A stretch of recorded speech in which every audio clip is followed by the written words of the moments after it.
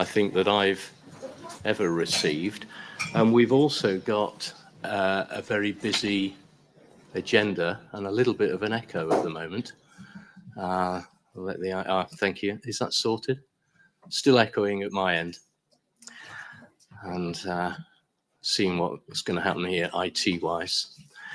The pack is big and the agenda is busy, so I think we should take every paper as pre-read and therefore move expeditiously through the agenda as quickly as we reasonably can. We don't have, if we follow the agenda literally, a break built in, but I suggest that we actually will need a break, and therefore what we'll do is go ahead of schedule if we can and use a few minutes to take that break. So that's the plan. So welcome to a new board member, Janet. I think this is your first board. You do seem to have been at a lot of committee meetings in the last couple of months. So, but I think I'm right in saying this is your first formal board meeting. So welcome to the board. Lovely to see you. And I hope that you know people sufficiently well around the table to avoid us spending a couple of minutes giving names and serial numbers and so on. Happy? Yep. Yeah, lovely to be here. Thank you. Okay, thank you. And Sharon, you are deputising for Susanna today, so thank you for that. Welcome again. Apologies, Joe. Who have we got? Apology-wise. The apologies were saved from Nick and support. And presumably Susanna Howard and Steve Feast. Yeah. Okay. Thank you. And then, are there any questions? Oh, sorry, Frida. Oh, Georgia. Sorry, Georgia. Again, right. we meet too often, don't we? I've given so many apologies because I've been unwell that it almost feels like I did. That's right. You have. Yeah. No, thanks for waving at me, Frida. Georgia, also welcome to the thing. And Kath, you've been before there. I've been before. Yeah. You are. Yeah. So, okay. So we have. Okay. Thank you for the correction. Welcome both. Have I missed anybody else? Well, no. All done. Right. Questions from members of the public. Joe, any questions prior to the deadline from members of the public? No, none received. Thank you. Declarations of interest. Are there any declarations of interest or potential conflict of interest with any agenda item other than those of which we're aware? None raised. Thanks very much. So minutes of the last meeting, 26th of September. There are 15 pages. Shall we have a go at taking them on block if we can? Any issues regarding accuracy in the draft minutes as received? Paul? Yeah, apologies, Chair. Just a minor point, but 23115 talks about operation that has been open 24/7. It's actually opened 8 days a week, 8 till 6, with on-call support. I can make sure we have the alteration, but it's an important point. Given the fact that operation center a national drive, so I'll make sure we make the right changes. That's okay. Thank you. Okay. One suggested amendment. Everybody happy with that? Yep. Any others? So subject to the one amendment as noted by Paul, are we happy to accept the draft as circulated as a true and accurate record? Agreed. Thank you very much. So matters arising on the action log. So working through them, if I may, from the top, the first one, 20 that I see an action for is 23099, which is the Constitution. But Amanda, you'll deal with that under the paper, I guess. Thank you.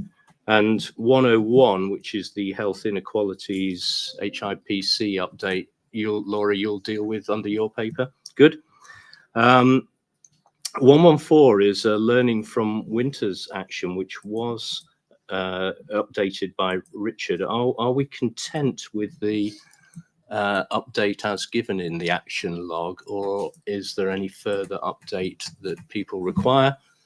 If not, shall we take it as closed, complete and closed? Content? Yep. Okay. 23115. Paul, or Andrew, is there any further update on the virtual wards, Paul? Yeah, just to say we are now in receipt of national and regional benchmarking information with regards to virtual ward. I'd be happy to circulate should members of the board wish to see it. But as I said, we're receiving it on a regular basis now. Okay, thank you very much. Should we take that as completed? Agreed. Thanks very much. 117, a demand and capacity update in Richard's absence. Is there any update that colleagues would like to give? Otherwise, shall we carry that forward? I think that can be closed off. Alex Ryan's coming to the Assembly meeting in December to present on demand and capacity. Ah, right. Okay. So update from Kirsten, Alex Ryan coming to The Voluntary Sector Assembly in December. Yeah. Okay. Everybody happy with that update given? Complete. Thanks very much, Kirsten, for that. And then the final one I've got anyway is 122, the performance report, further update, Lucy Letby actions, etc. And noting actually there is a reference to the Lucy Letby work in BAF risk 30, the update that when you get to the BAF item. But Lisa, do you have an update for us on that one? Thank you. So we had a development session with the Quality Committee on patient and family ability to be able to raise concerns and to be able to get a second opinion. We had a development session where ESNEFT, West Suffolk, EPUT and NSFT were all in attendance, and we listened to and learnt from each other, more importantly, about how patients and families can escalate concerns. I think my recommendation would be that we allow the Quality Committee to keep oversight of the Lucy Letby work. So in the terms of reference, freedom to speak up feeds into the Quality Committee. I think we have assurance around neonatal mortality oversight. I don't think there's any further work that we need to do outside of normal oversight arrangements. So when we have the NHS staff survey results, we'll revisit safety culture, and I think maybe in 6 months, as part of the Quality Committee update, we can update the board. Okay, thank you, Lisa. Is everybody content with that update and the plan? Update the board in approximately 6 months' time, otherwise delegated to Quality Committee, in which case we close that action. Agreed. Thank you. Okay, those were the points that I spotted. Have I missed anything that anybody would like to raise out of the action log? No hands raised. And is everybody content that the action log appropriately captured the actions it should have done from the 26th of September meeting, the last meeting? So agreed, action log complete and accurate. All done. Lovely. Thanks very much, everybody. In which case, on to item 6, which is the general update from Ed. All yours, Ed. Thank you, Chair. Firstly, a big congratulations to Georgia and the team at Adult Social Care at Suffolk County Council, who've just been given a good rating by the CQC under the new regime they're running. So very warm congratulations. And I think that also follows the outstanding rating for children's services at Essex County Council, which we learnt about a few weeks ago. So really good news for both councils. I've got an eclectic list just to work through very briefly, starting with the government and the BMA reached agreement on pay for consultants. Yesterday, we understand it's now being put to the membership. So we'll wait to see how that follows. There isn't yet agreement with the junior doctors, but very encouraging to see progress being made with the consultants. In terms of industrial action, as we know, that's been a significant issue for a long period of time, over, I think, 25,000 appointments have been cancelled during the past year or so. NHS England have provided financial support for systems in light of the industrial action, which is covered under one of Howard's papers in the pack. So our system will be receiving, I think, around £10.4 million worth of support for industrial action. And consequently, we have a meeting with the national team tomorrow to go through our financial position as well as our commitments to urgent and emergency care cancer and elective services, and we're largely maintaining the original commitments we made with some adjustments, particularly around elective in light of the industrial action. NHS England nationally have procured a firm to support the development of an NHS federated data platform, which will support local teams to join up local data over the next 7 years. The early pilots they've had have shown reduced waiting times for planned care, faster diagnosis and treatment, for example, in North Tees and Hartlepool. So I think it'll be important, Chair, to have a paper here at some stage to understand what it means for us in SNE and what the opportunities and challenges will be for this new capability. The topping out ceremony, I believe, has happened in Colchester for the Dame Clare Marks Orthopaedic Centre, which is planned to open in autumn 2024 and will be offering 10,000 operations a year from Colchester. I think that would be one of the largest sites in Europe. So we're very excited about that. A new £10 million ambulance hub is being currently built outside of Bury St Edmunds, which will be open in summer 2024, which will offer a make-ready facility for the fleet, as well as a wellbeing centre for the staff. So again, excellent to have that on our patch.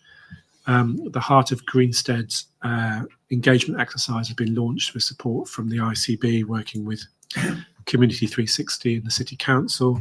This is a really, really exciting development, which will be tackling health inequalities in that particularly deprived ward. So it's bringing together a new community centre, a new GP estate, pharmacy, library and preschool and other facilities all together in a very unified way. So the engagement exercise will conclude by the 17th of December. And we can certainly feed back through the local alliance and here as necessary. We're underway with recruitment for our non-executive members, particularly for leadership around people, finance and quality, and we should be able to report back at the next board on that process. And then finally, as Kath mentioned earlier, Caroline Donovan has been appointed as an interim Chief Executive at the Norfolk and Suffolk Foundation Trust. She's a very experienced mental health trust Chief Executive and is already making a very positive impact. So we welcome Caroline to our system. Thank you, Chair. Ed, thank you very much. And just on the federated data platform, you suggested a report back to the board. Did you have a time scale to suggest for that? Perhaps Andrew can advise once through the digital committee. Yeah. Do you want to comment on that, Andrew? Why don't we take the digital committee first and then bring back up a date at the meeting? Okay, I'm just thinking of the action log and when a date would be scheduled. Are we talking 6 months, 12 months? Or? Certainly by 6 months. By 6 months. So are you happy if we put that in the action log to be updated if digital?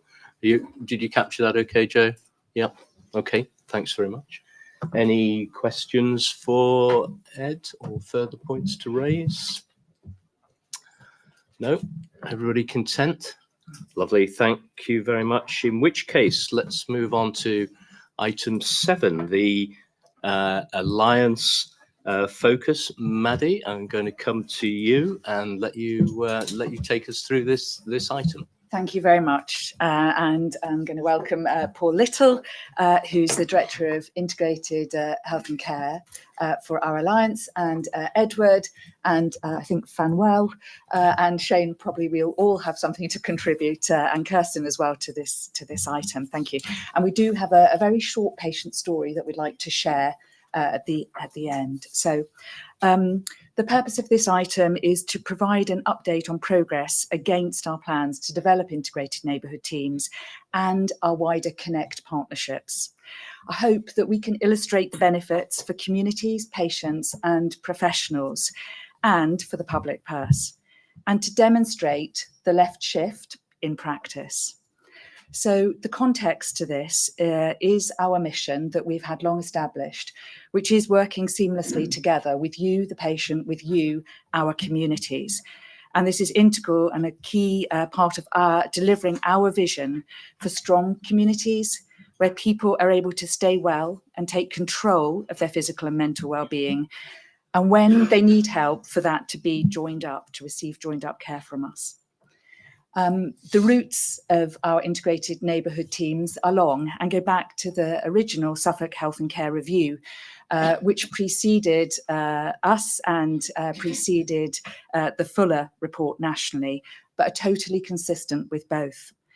So we have in Ipswich and East Suffolk 8 integrated neighbourhood teams.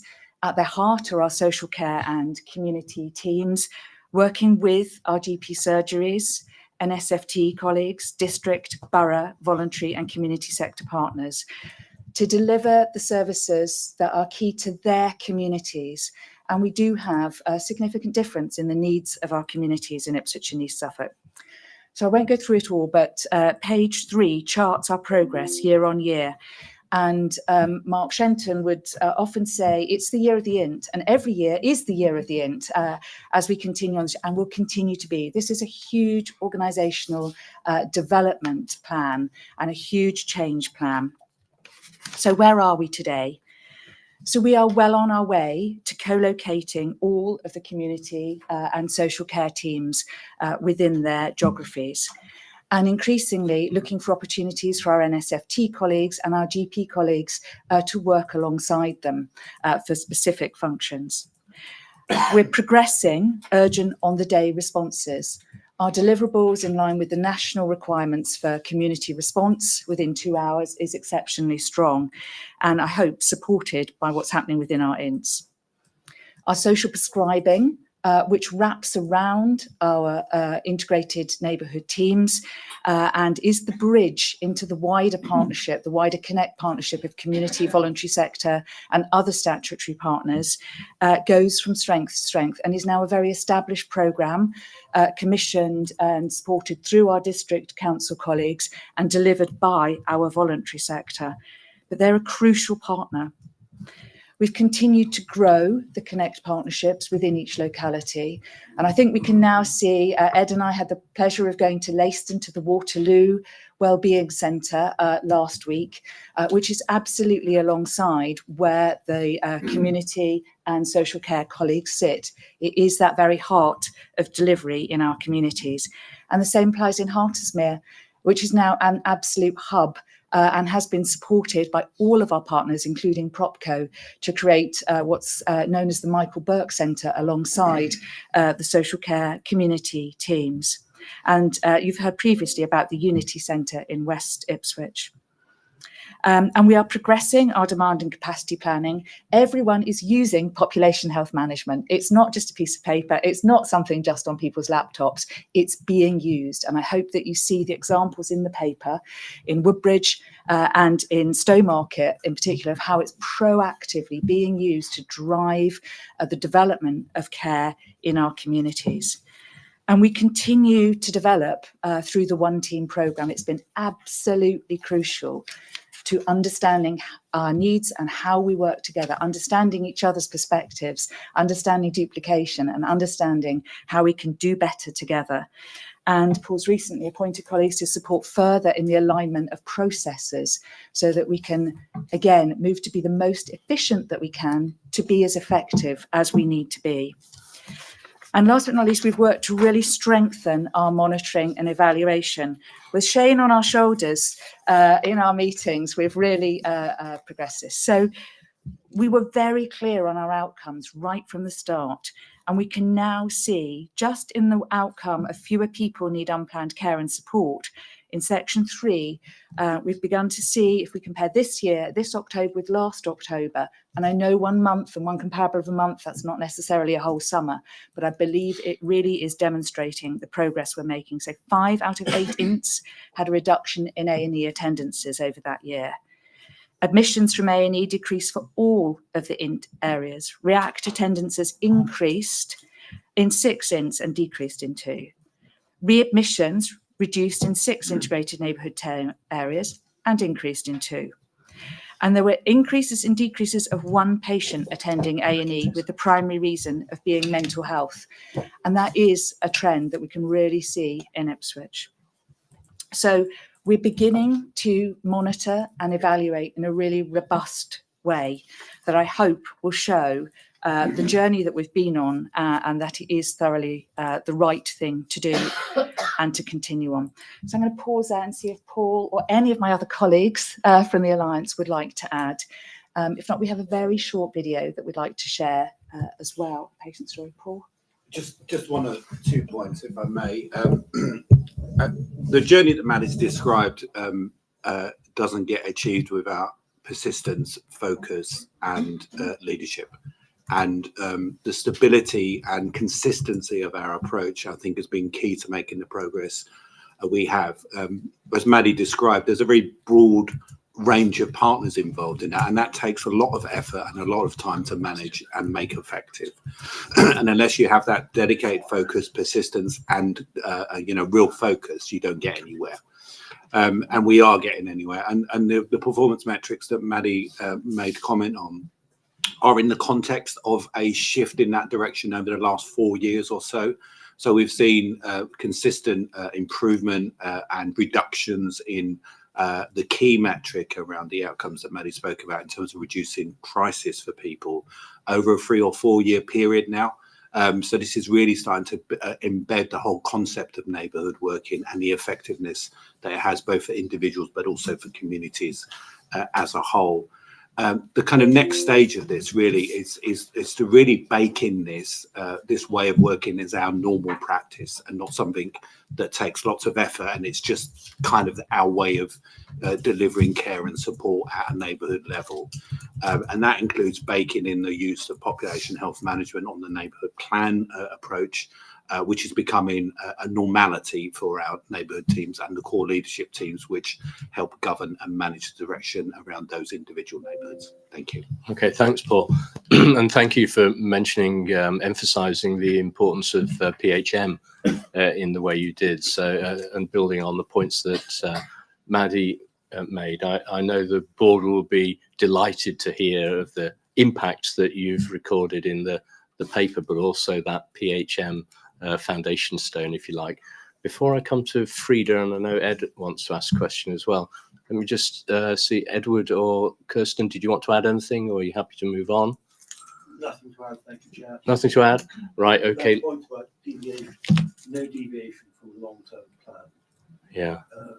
From a non-executive point of view, that is a critical part of the success of this story. Yeah, keep going. Yeah, absolutely. Okay, thanks, Edward. Let me go to Frida first. Thank you, Maddie. I've got a bit of a sore throat, so sorry about this. Congratulations. I think it sounds really positive and a great report. And as you know, in North East Essex, we're a bit behind in terms of neighbourhood teams.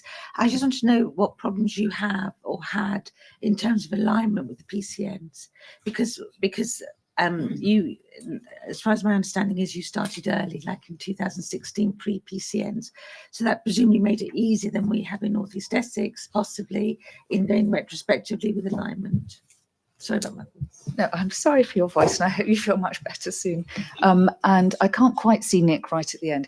But as we note in the paper, there is not perfect alignment between PCNs and integrated neighbourhood teams.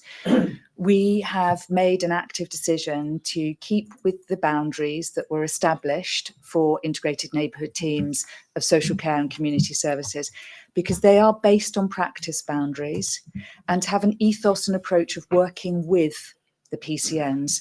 So we do have PCN clinical directors as part of the core leadership teams. We do have to do some particular work to reach out beyond there, and we have much, much more work to do in that regard, Frida. So we don't have perfect alignment of all of the mental health boundaries of all of, so my colleagues from East Suffolk District Council will know there's some partnership boundaries there that are also not perfectly aligned. So we've kept with, and our kind of approach is to work with, also recognising that a few of our PCN boundaries and other boundaries do change. So we've just kept one thing solid, and our approach is to work with as best we can. Does it perhaps suggest a Frida, Maddie, does it perhaps suggest that the team and the culture is more important than the lines on the map, if you know what I mean? I think so. Okay. I think that's absolutely true. Yeah. Absolutely. So it's all about our culture again. If I can hold you, Lisa, for a moment, and I'll come back to you. And Paul, was it on this subject? Yes. Go on then. Yeah, just in the context of the evidence around reduction in emergency admissions, etc. I think this paper is a real validation around sort of left shift integration and community services making a significant impact. And I think I would also link it to demand and capacity piece of work we've been discussing recently, and the growth in demand we're likely to see. And I think we need to clearly persevere around that action and that direction of travel to make sure we address future pressures in the services. So it was really to support the progress and actually the direction of travel. Thank you. Good points. Right. Okay. So I've got a lot of questions here, and we've got a video to show. How long's the video? 4 minutes. 4 minutes. Right. Okay. Worst case scenario, we'll share it around. Oh no, I'm sure we'd like to see it, but I'm going to go first of all to Lisa. Thank you. I was just going to make the point that a number of your plans rely on workforce development and the culture of workforce and baking in the concept of neighbourhood working. I think as we go forward, we need to think about how our learners interface with the integrated neighbourhood teams, and how, if we want to sustainably kind of create that one team and for our learners to be able to use population health data in the way that we want them to as new registrants, both across health and care, we need to think about that those kind of training hubs being located within your INT localities going forward, I think. Thank you. Yes. Do you want to? Paul's going to come back. Just hello, Lisa.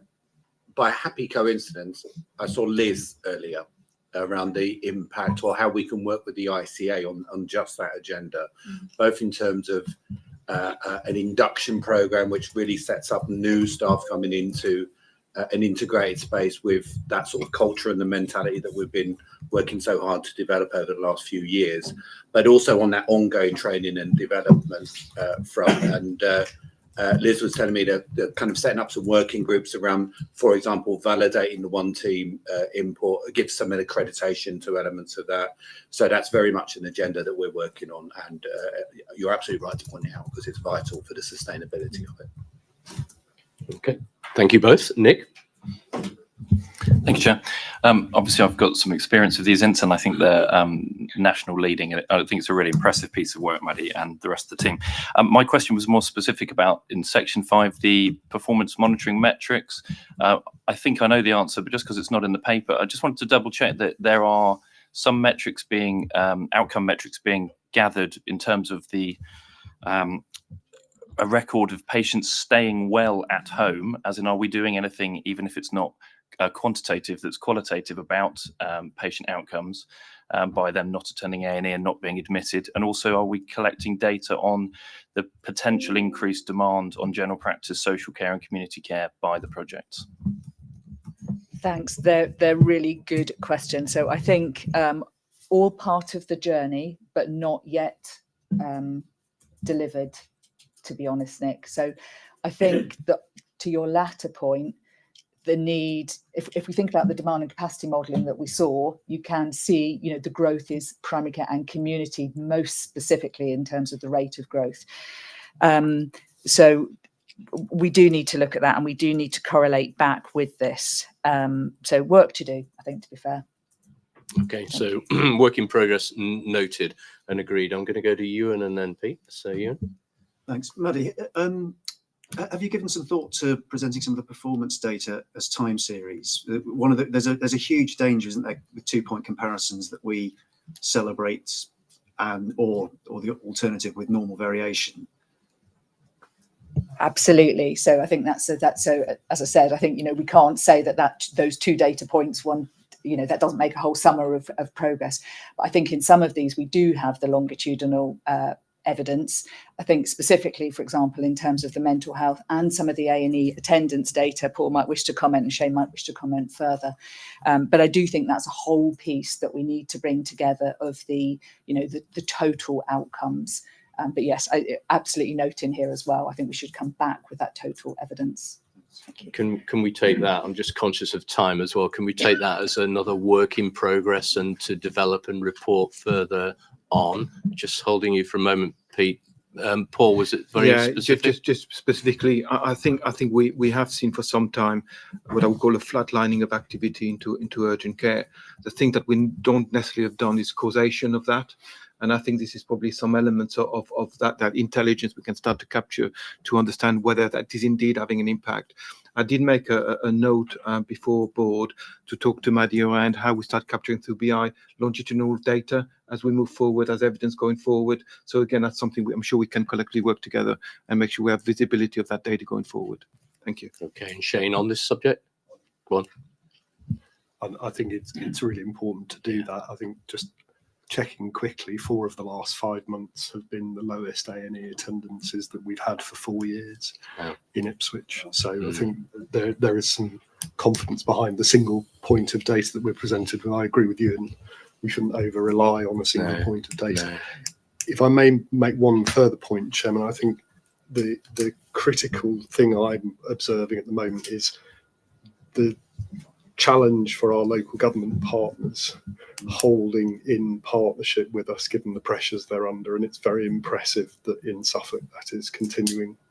So I think that's really important. I'm less cited on what's happening in Essex, but I think it's a really critical ingredient under a lot of pressure at the moment. Yeah, absolutely. Good points raised, and that performance last 4 months is a really important point. And I think we'll all realise the causation correlation challenge, but it's the right point to make, isn't it? And Maddie, a general point just before I come to Pete, you're getting a lot of questions here, but I think do take it in the right. When you present something that is great, people get very interested in it and ask you great and tough questions. I think perfectly normal. Pete. Yeah, thank you. I mean, certainly it looks like it's developing and progressing with a lot of maturity. The question for me was more a general question around the dynamic. In particular, thinking about the increase in urgent, unplanned on the day support to avert the need for admission and the impact that that's having on planned work. So I think it probably speaks a little bit to the point that Nick made around how do you make sure that the capacity and the orientation of your teams is set right to ensure that your focus is on planned as well as on responsive care. Yeah, thank you. So I think you can see in the examples here both. So in the example of Woodbridge, it's very much a proactive, preventative example of managing care. And specifically looking at fallers with mild cognitive decline. So, that's one very specific example. And obviously the day-to-day work that's going on within we've illustrated here sort of case studies and programs of work, but behind this is a very sort of systematic approach to managing care. And then we've also illustrated in, what's going on in Stowmarket, how they're looking, at what might be moved forward in central Suffolk for urgent on the day care between the kind of primary and community social care therapy colleagues. So I think we are trying to keep those in the absolute balance that is necessary. And the more we can do proactively, the less hopefully we're going to have to do in a crisis. So that's absolutely the goal. Thank you. Yes, of course. Just on that point, Pete, so there are things we can do to align stuff that we do collectively more effectively, and that's just about doing things more efficiently as a system. But you don't, particularly on the capacity to deal with crisis in the community rather than it going somewhere else.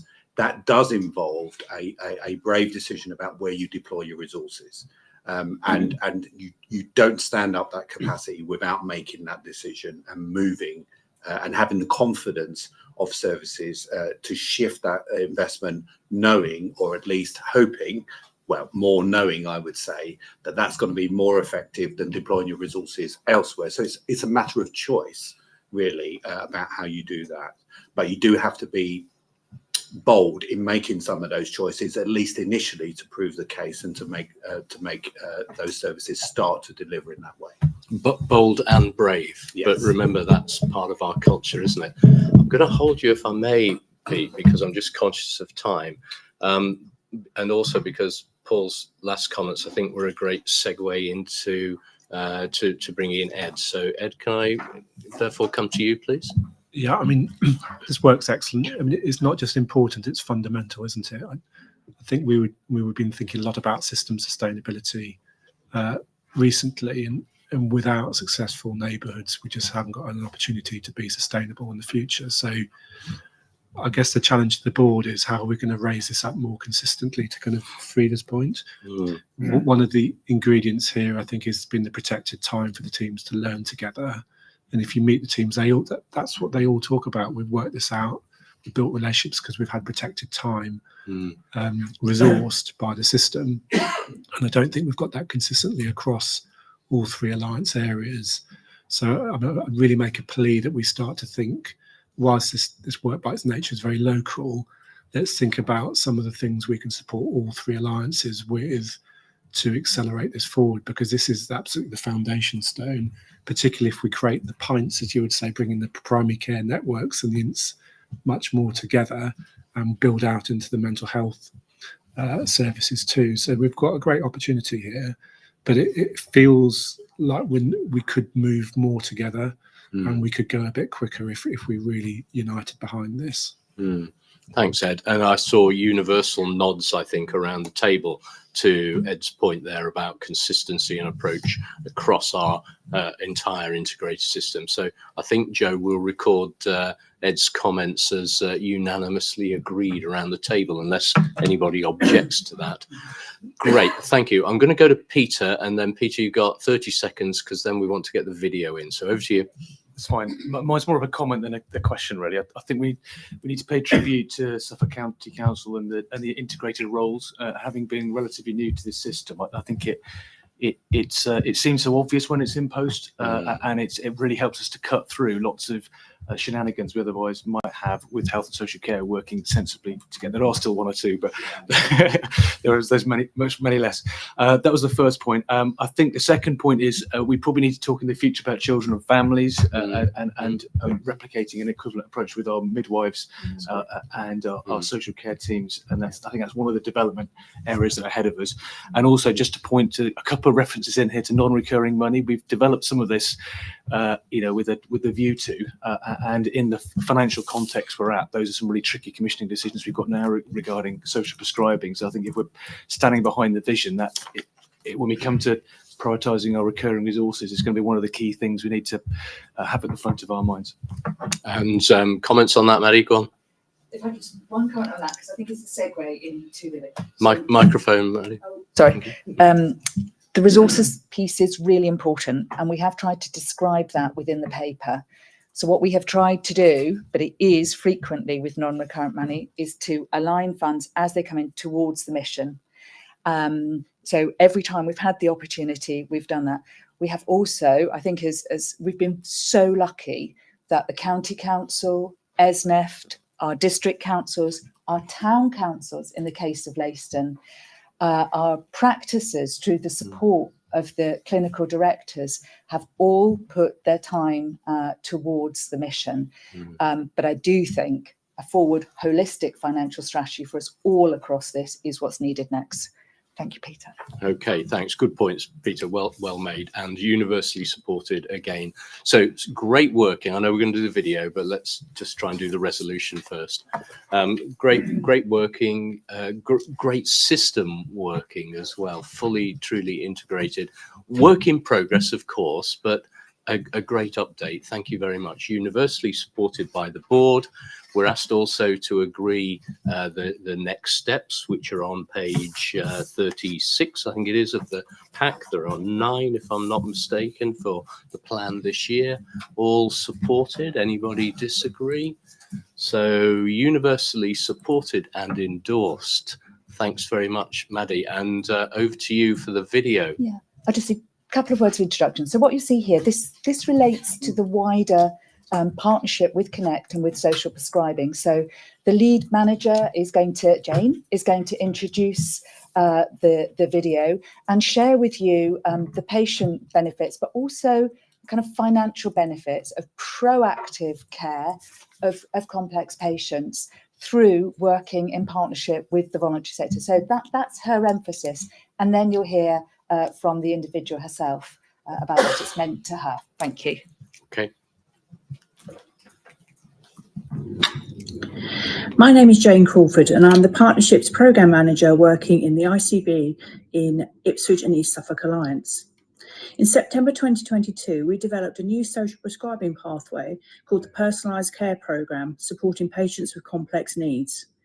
The programme focuses on providing non-medical support for people with multiple comorbidities or long-term conditions and works hand in hand with social prescribing.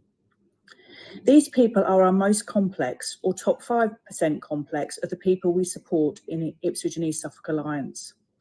We know the top 5% complex have dramatically higher levels of health utilisation or patient contacts than all other patients. For example, primary care contacts are 3.5 times higher in the high-cost, high-need group compared with all other patients. 51% of all health care costs are attributable to the top 5% patients overall. And at a patient level, average spend is around 20 times higher for the top 5% patients. Within this programme, referrals are received from colleagues in primary care, our integrated neighbourhood teams, social care, and are triaged by a dedicated social prescribing link worker who has a what matters to you conversation with each person, focusing on those wider determinants of health we know make such a difference to people's health, well-being and outcomes. To date, over 344 people have been referred. We are really fortunate to work with a number of passionate and enthusiastic voluntary community, faith and social enterprise providers as part of a commissioned pathway, including green social prescribing or nature-based activities, creative health or arts and supported self-management. I'm really pleased to share with you a video case study from one of these providers, Spot Wellbeing. They are a small community interest company offering a truly holistic and personalised care approach.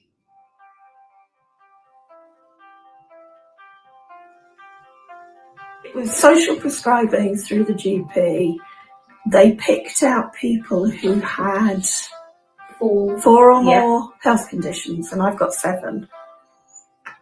So lucky. I've spent most of my life dealing with medics in hospitals and doctor surgeries. But this was different. This was much more relaxed, much more comfortable to deal with, but also still addressing those issues that I was having problems with. It was community-based. It was one-to-one. Yeah. So you coming here, you getting to know me. Yeah. You talking with me about the things I felt were my most important or most major issues to be addressed. Yeah. And just getting comfortable with one person one-on-one. You've never rushed. You've always been, we're going to try and cover through this today, and if we get through that, that's great. But, you know, there's never that sense that it's squeezed into a timescale.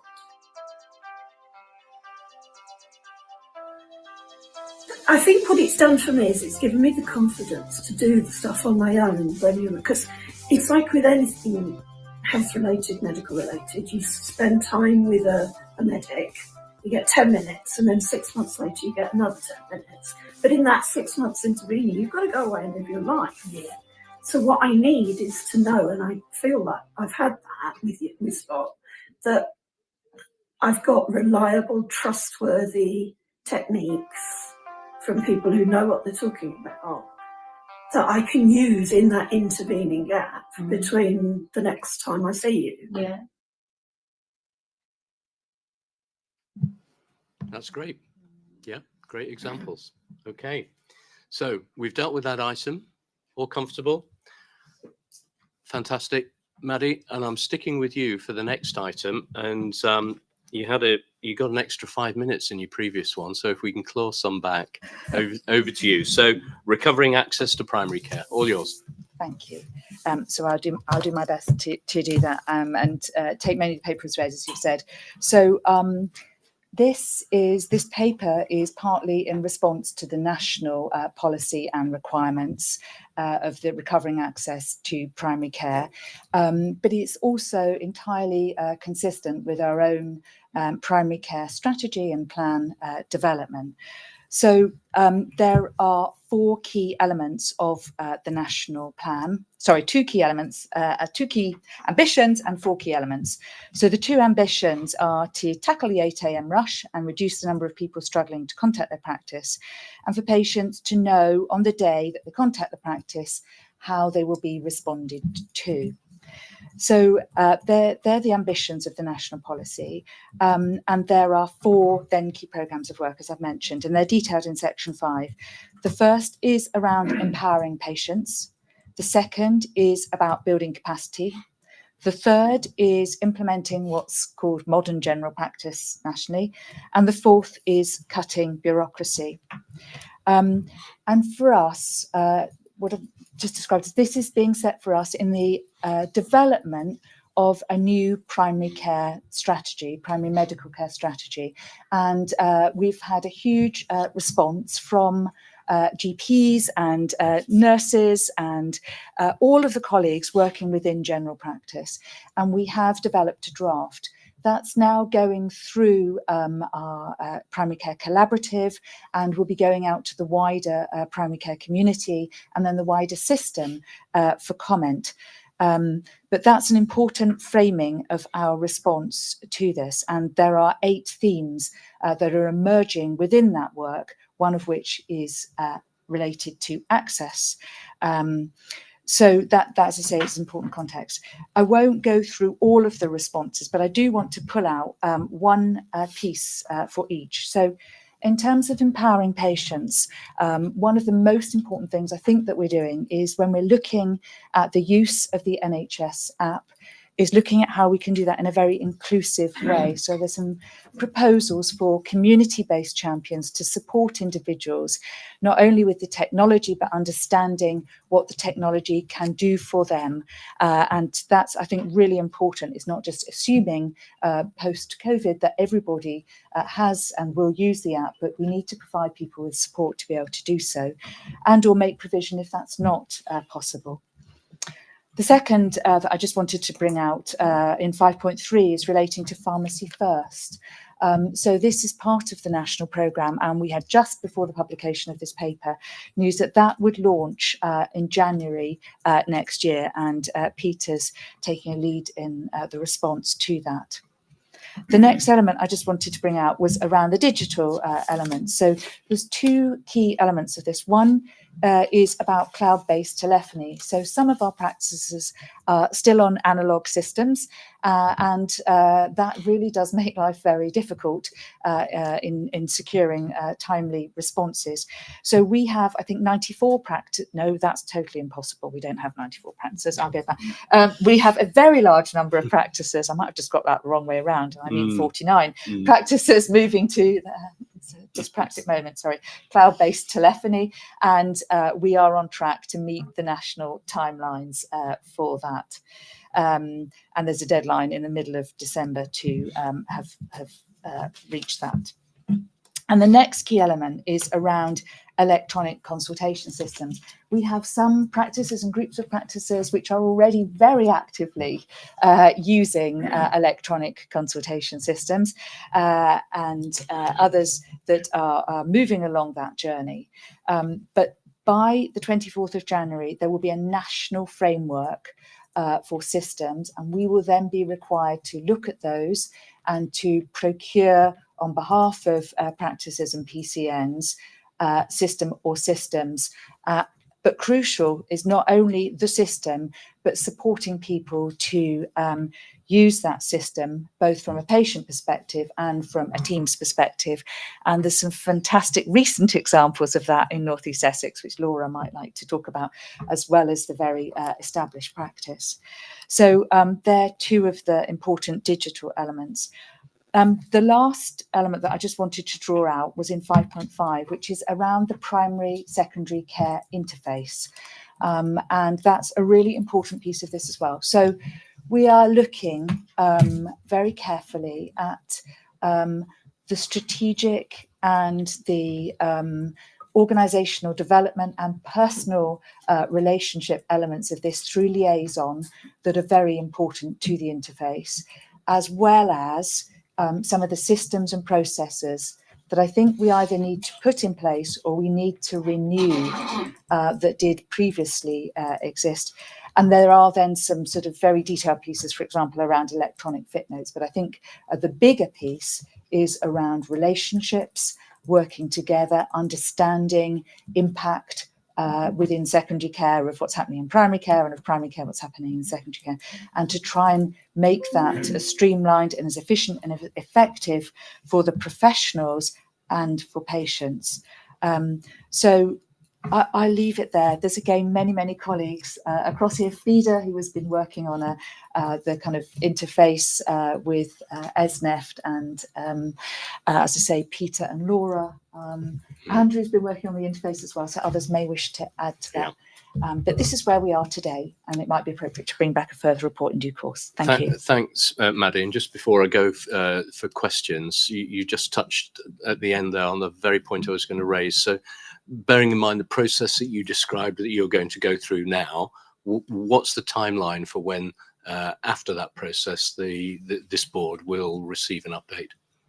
So I think it would probably be helpful to bring an update towards the end of this financial year. Once Pharmacy First is launched, once we're a little bit further advanced with the interface work further, and once we have reached the point where we have the electronic consultation system choices. No, it seems reasonable. So should we schedule that for March, April to be advised? Yeah. Okay. So questions, Nick first and then Frida. Nick? Thank you, Maddie. Another really interesting paper, and obviously I think you've hit all the key points. I just wanted to elaborate very briefly on how it's feeling in general practice, just for the benefit of the board. You put in the paper that demand, obviously during the COVID pandemic, went up about just under 9% and is predicted to go up another sort of 30 to 40%. And it certainly feels like that in general practice. Through a combination of work moving, as we've seen in the previous paper, potentially away from A&E attendances and admissions into the community, but also patients living longer with ill health and also waiting longer for planned care. The other thing that you've mentioned in the paper is there's now a 50-50 split in direct patient care staff in general practice, excluding nurses. So it's actually beyond 50-50 between GPs and others. And our skill mix colleagues are wonderful and brilliant. However, the bit that I'm getting reflected back by GPs is that does lead to an increase in the requirement of supervision, education, oversight of the work being done by these others, which is leading to the reducing number of GPs actually feeling their workload is more intense, even if numbers on the day are potentially going down, which I'm sure people are aware of, but I just wanted to highlight. On top of that, to try and improve retention and recruitment, we're being asked to increase training for GPs and for others, which again is brilliant. However, that is taking the number of GPs that are currently trying to do the day job also need to take time out to do that supervision. And we just need to be making sure we're highlighting to the system and to our patient population that requirement. Which then brings you on to the bit about estates. All of those people and all of those trainees require somewhere to sit. Which I know there is an estate strategy being worked on, but it is feeling pretty intense. Even in my relatively brand new building in Newmarket, designed for 12,500 patients, we're up to 7,500 patients in several days of the week now. We have no space, and we're nowhere near the population size on patient list that we were expecting. Because we're basing it on an old model that NHS mandates. The other thing that's making my colleagues concerned is that we talk a lot about INTs and about PCNs and ARS staff. And again, not in the gift of this ICB, but just for awareness, we still have no understanding of what's happening to the PCN funding in March, in 3 and a bit months, which is making everyone feel a little anxious. All good points. Let me take Frida's and then I'll go to Ed. Frida? Yeah. Shane, sorry, I beg your pardon. Yes, Frida. Yeah. No, you're first, Frida. Okay. Yeah. Thank you, Maddie. I like the report. I think it's what in an ideal world we should work towards, and that's exactly what we're doing. I think it's really well written and structured. Just a couple of issues. Nick said quite a lot of what I wanted to say, which is great. The workforce thing, it worries me because junior doctors don't want to be GPs. I think generally speaking, I think that's the truth of the situation. So we are already 2,000 GPs nationally down, and I can't perceive as changing that situation. That's a national problem, not just local to us. We've lost a salaried doctor. We're unable to recruit, and we're like one of the, I hate to say we're one of the top practices, and we can't recruit. So it is a real issue. And so what's happening is that these alternative roles, like ours roles and more nurse practitioners, pharmacy first, all of that is coming in, which is excellent support for GPs. But the problem is that they aren't GPs. So the risk still is in the system of the lack of recruitment of GPs and retention of older GPs to stay. And there is no real incentive for GPs such as myself to stay any further than we would be planning to. And many of my peer group are leaving. So there is still a real workforce risk because you can't get GPs. The other thing about the bureaucracy part in terms of the interface, very important. I am finding in my work with SNET, all due respect, Shane, there's a real culture need to shift, change mentality, which is actually really difficult from the secondary care perspective, far more than it is from the primary care. I'm finding that difference, that the consultants are much less likely to want to change their way of working. So that's a real problem that we have. And lastly, the pharmacy first, excellent idea. Absolutely. I know it's a national idea, but it's an excellent idea. Having said that, so far CPCS has not been well resourced, and it's been a real failure across the board. And I can't see pharmacy first working unless there's a lot more input. And I realise that all new pharmacists from 2026 will be made to do the prescribing course in the foundation year. I think that would make a real difference. But having said that, at the moment, the pharmacies are not resourced, in all fairness to them, to deliver pharmacy first effectively. So whilst this all looks very nice on paper, the reality, as Nick said, is very, very different. And it's time.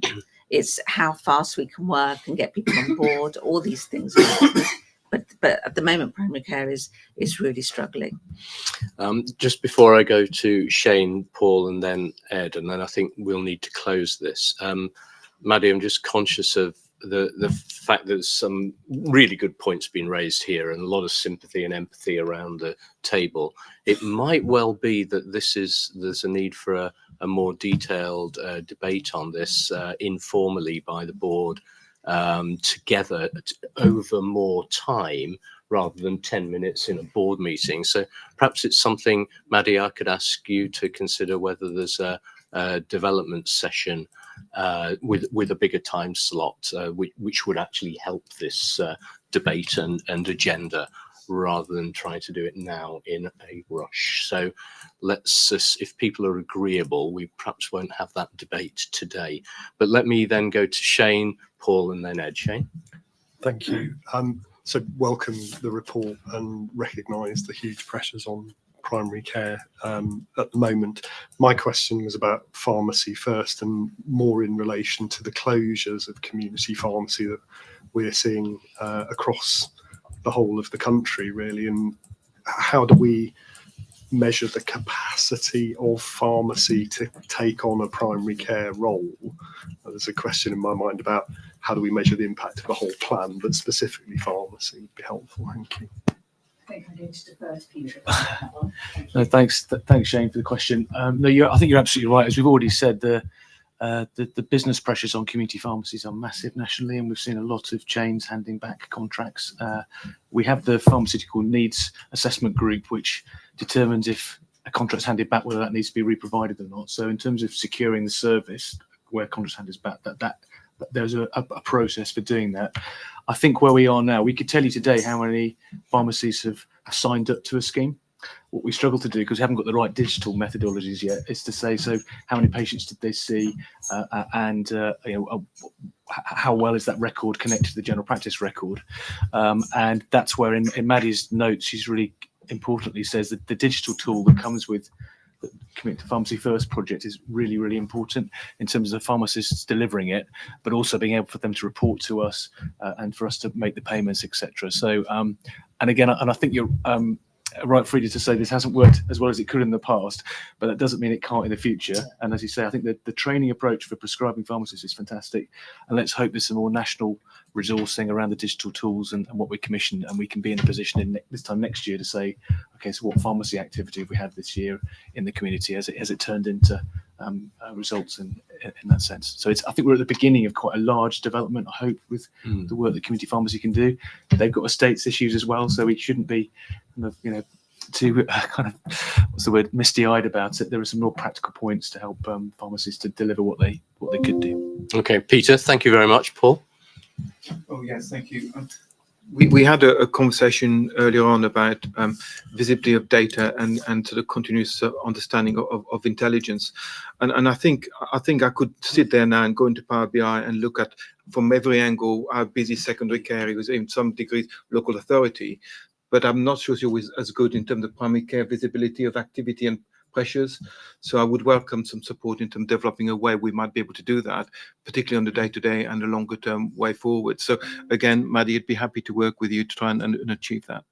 Okay, I'll take that as a yes, Maddie. You're nodding that to that one. Let me go to Ed.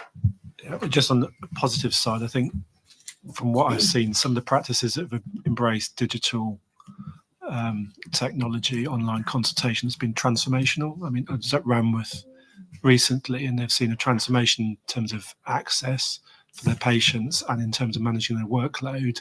They thought there was a problem with the phone lines because it was so quiet, but it's because people are much more comfortable now using digital and online. So I do think if there is a silver bullet, that is potentially one of them.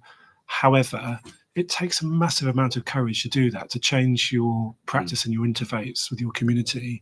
And they've shown incredible courage at Ranworth with what they've done, but recognise that a number of practices may be going down this road in the next year or so. So there's a question for us about how we're going to support that, because it's a huge amount of preparation and it takes a lot of nerve to do it and to keep with it.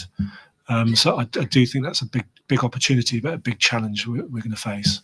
Okay, again, a really useful and interesting and right and proper debate. We're only as a board today asked to note the progress and the work in progress, and actually we've noted in discussion a lot of work to be done.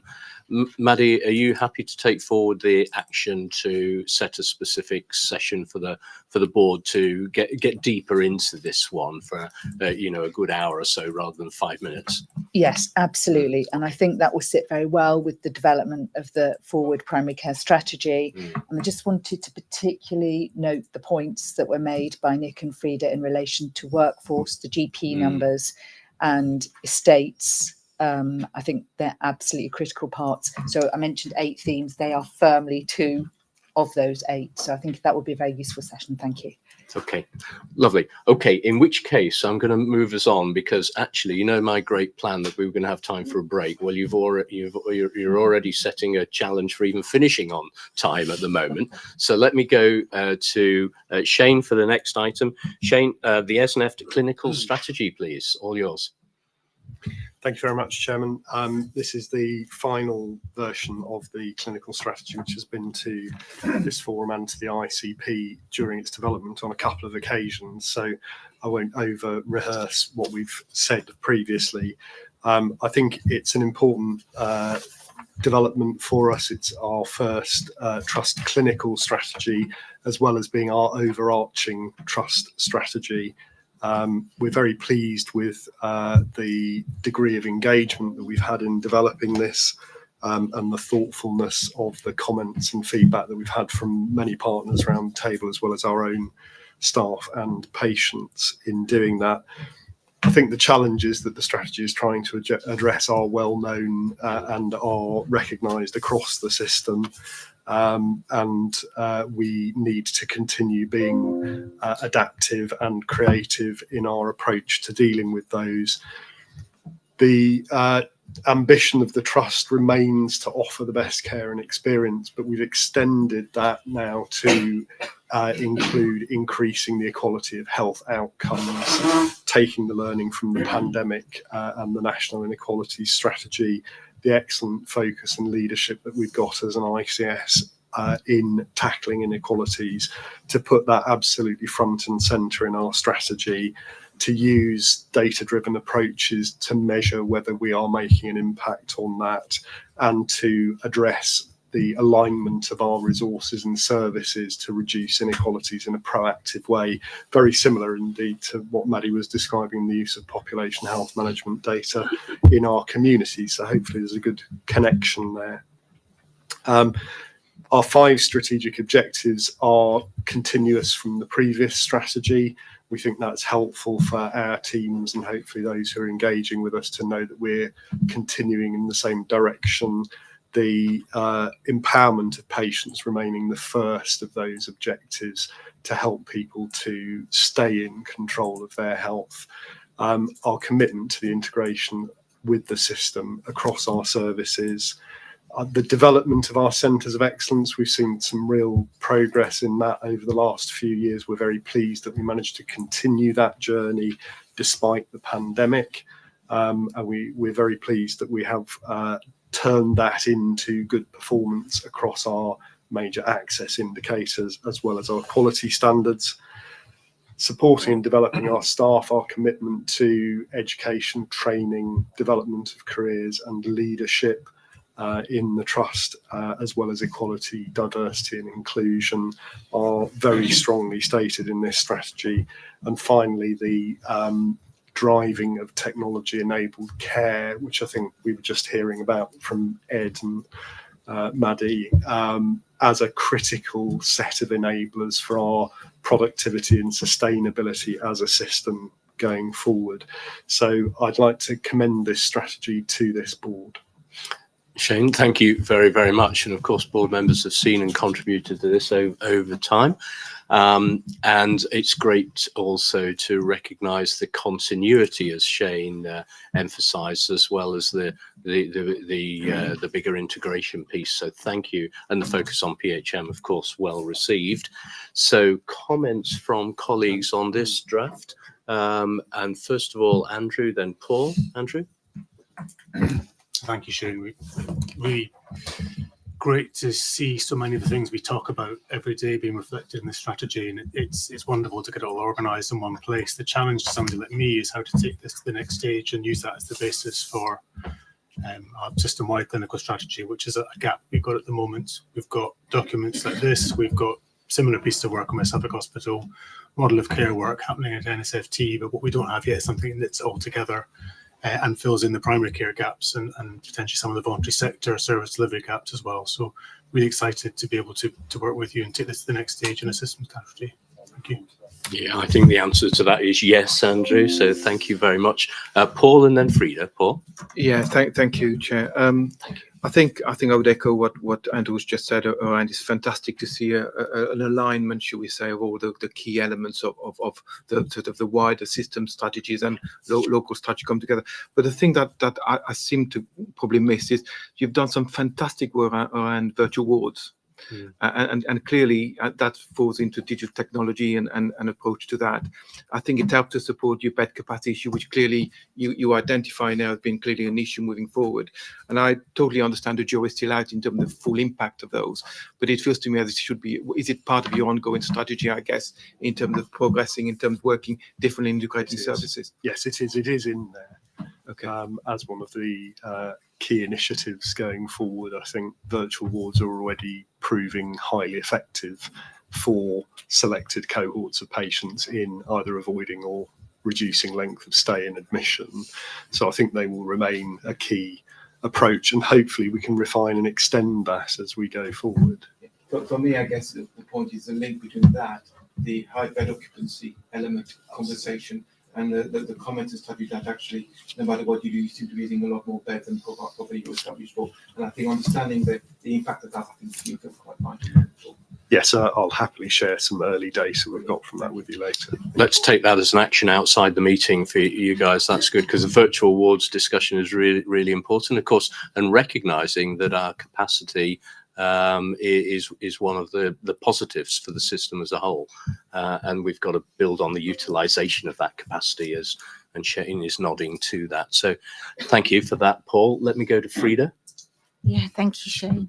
I can't talk very much. So, thank you for the strategy. Very good. I just want to focus on workforce again, because again, you have the same problems as we have in general practice, and with changing government's legislation in terms of immigration, etc. And you talk about diversity in the workforce. How are you planning on, in the future, overcoming the workforce issues that we all have, in particular on the basis of the change in ability to recruit from international sources? Before you answer that, Shane, can I just hold you for a second and go to Amanda, in case that you can answer two questions at once? Amanda? Thank you very much, Chair. It was really more of a comment that I wanted to make, but it plays into your point, Frida, as well. In terms of the strategy, I think it's really excellent, Shane. And the point that I wanted to make was really commend the work and the approach of Peter Cook in education.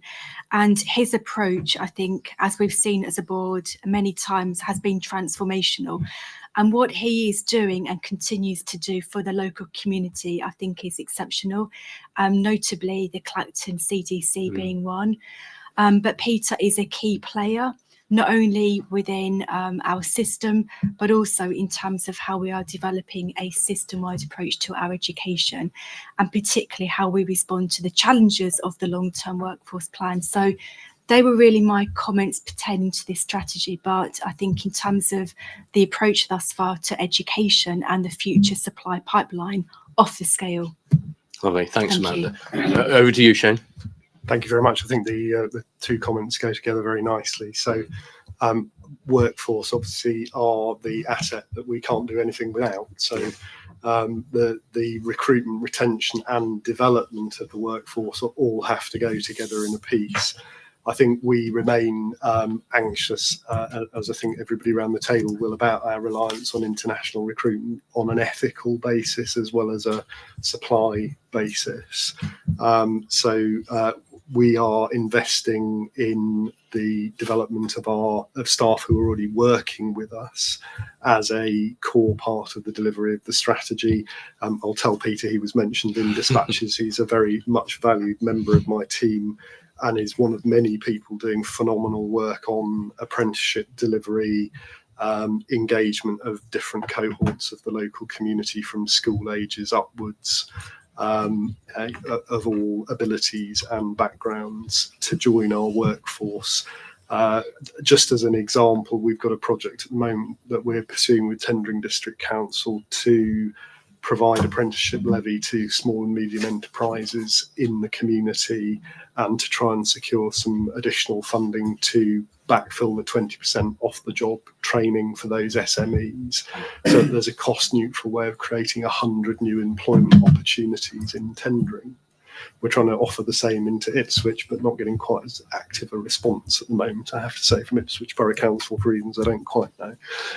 But that's just an example of the sort of creativity and investment in our communities that we have to try to address those long-term challenges in recruitment without reliance on international recruitment.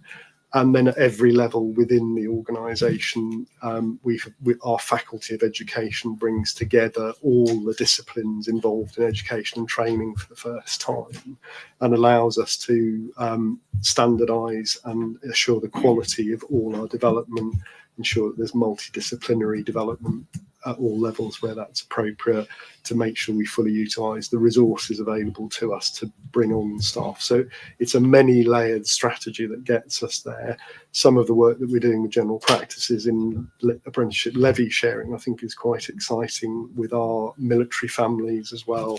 So there's a whole range of programmes that we're doing that are both internal and into the community. That's Peter Cook as well, because I've been working with him on the GP Foundation training programme as well. Yeah, great. Thanks for that update, and great questions as well. Shane, if there's anything that we as colleagues or the board can do to help with IBC do ask, won't you? I'm sure you don't need our help. Gentle encouragement. Gentle encouragement, right? Okay, colleagues, I think we are only asked to receive and note the report, but I sense from the discussion around the table, enthusiastically received. I think is fair to say. Would everybody content to receive, note, and endorse? Everybody happy with that? So more positive than asked. Everybody content? Yeah, great stuff. Okay, thank you very much. All agreed. In which case, I'm going to go on to the ICP update. And Sharon, you're going to give us a verbal update. All yours. I'll try and be brief. Thank you. So the last ICP meeting in October, the committee meeting in October, we discussed the system learning from winter's pressures event, which was discussed at this last board meeting. So you're familiar with that. We also had presentation by Suffolk and Essex police forces around right care, right person. It's just an update. So we're collaborating with them on that. The East of England Ambulance Service presented their clinical strategy. We talked about the acute and community NHS provider collaborative, and Councillor Spence gave us a verbal update on devolution in Essex around Greater Essex proposals that will enable better collective decision making. Is the aim for that. The next meeting is it's Friday week of the committee. We have quite a varied agenda. I won't go into everything, but I will highlight a couple of things really. We're going to be talking about valuing lived experience in a respectful way, following a open letter from Healthwatch Essex that a lot of people will be familiar with. Kirsten's going to present around the VCFSC Resilience Charter, around a best practice guide that's being developed in sustainable grant funding and procurement. We have a couple of reports of events. We held a Thinking Differently Together event around partnerships with social care, which was in October, early October, which we held jointly with Suffolk Care Association. And there was a number of colleagues from the ICB there, which was really positive to see. And they welcomed, I think, that representation there. There was a good discussion, and we've got some good ideas about closer collaboration and embedding the voice of social care providers and their expertise into the work of the ICB and the wider ICS as well. So we're collaborating on that. The other event, which was held in November, was the Uncomfortable Truths event, which Ed opened and led a panel for. Colleagues also chaired panels and were represented on panels in those discussions. So that was around, we picked out 12 of the pieces of data which are about entrenched inequalities in our populations and in the workforce as well. It was a really successful event. What was really nice for me was that people brought themselves. I haven't seen that kind of level of openness, reflectiveness, transparency, particularly, dare I say, in NHS colleagues in the last 30 years. It was really, really refreshing, really nice to see.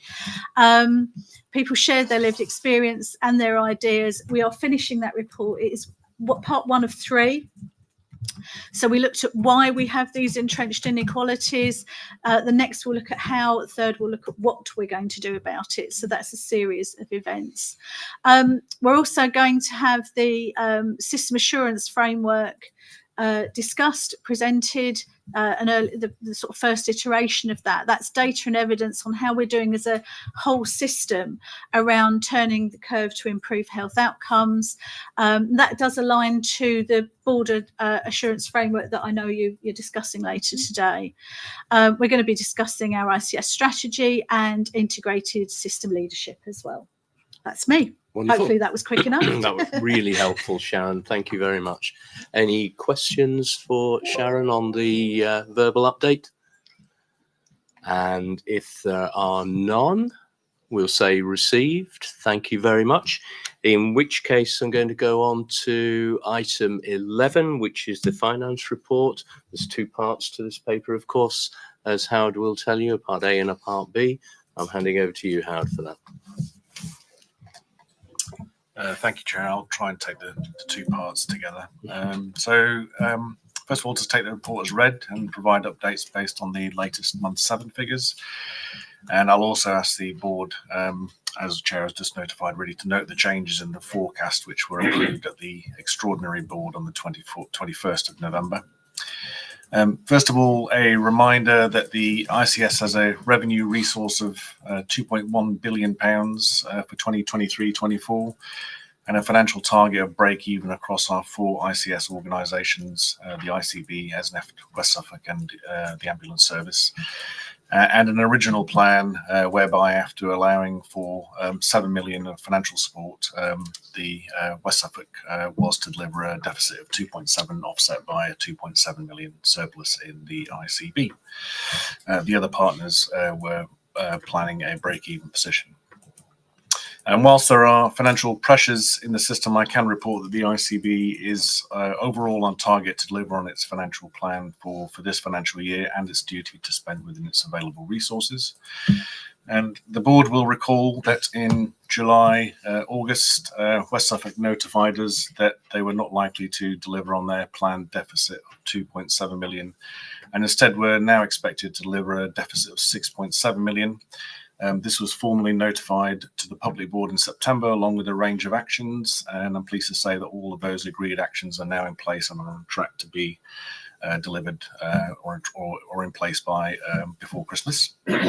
And to date, West Suffolk have delivered on their last 2 months' trajectory for their financial recovery plan as set out, which is of course encouraging, and the Trust remain committed to delivering against that plan, but I'm sure would acknowledge that there is still some way to go. On the 8th of November, NHS England announced an £800 million settlement for the NHS in England. Our share of that was 10.4 million. This was in relation to the impact of industrial action. In addition, they allowed for a further reduction against the elective recovery fund target of 2%. We think that's worth about £5 million for our system, and also enabled releasing of underspends against previously ring-fenced service development funds and dental monies. The approvals for the distribution and funding of those changes in the forecast outturn are presented in the second paper, 11B, of the finance paper, and per the extraordinary board approval on the 21st of November. We had to have that extraordinary board, it's worth noting, because NHS England were expecting a formal return back on the 22nd of November, hence the urgency. And you will note through that paper that all system partners are expected to improve their forecast outturn positions by the additional 4 million that is required to deliver a balanced position for the financial year. If I could just draw the board's attention to the other significant financial challenges in this year. There are really 3 of them. So the prescribing spend, against which I reported in September, and a 14 million overspend, has largely stabilised over the last couple of months, but now stands at about £13 million. And the pressures against our continuing healthcare budgets and Suffolk Section 117 packages of care and out of trust placements in North East Essex also continue, but have stabilised again over the last couple of months. Those pressures have been mitigated through a combination of cost improvement plan delivery and utilisation of reserves and other non-recurrent measures. And so while it's very positive that we're able to meet those challenges in this year, we can of course only deploy non-recurrent measures once, and therefore that has the effect of reducing our flexibility into next year. And just linked to that, I think finally just wanted to report that we are progressing work on our longer term financial planning, and there's been a lot of talk about sustainability in this meeting today, really to support that ongoing work, doing some proper triangulation against our demand and capacity and workforce planning.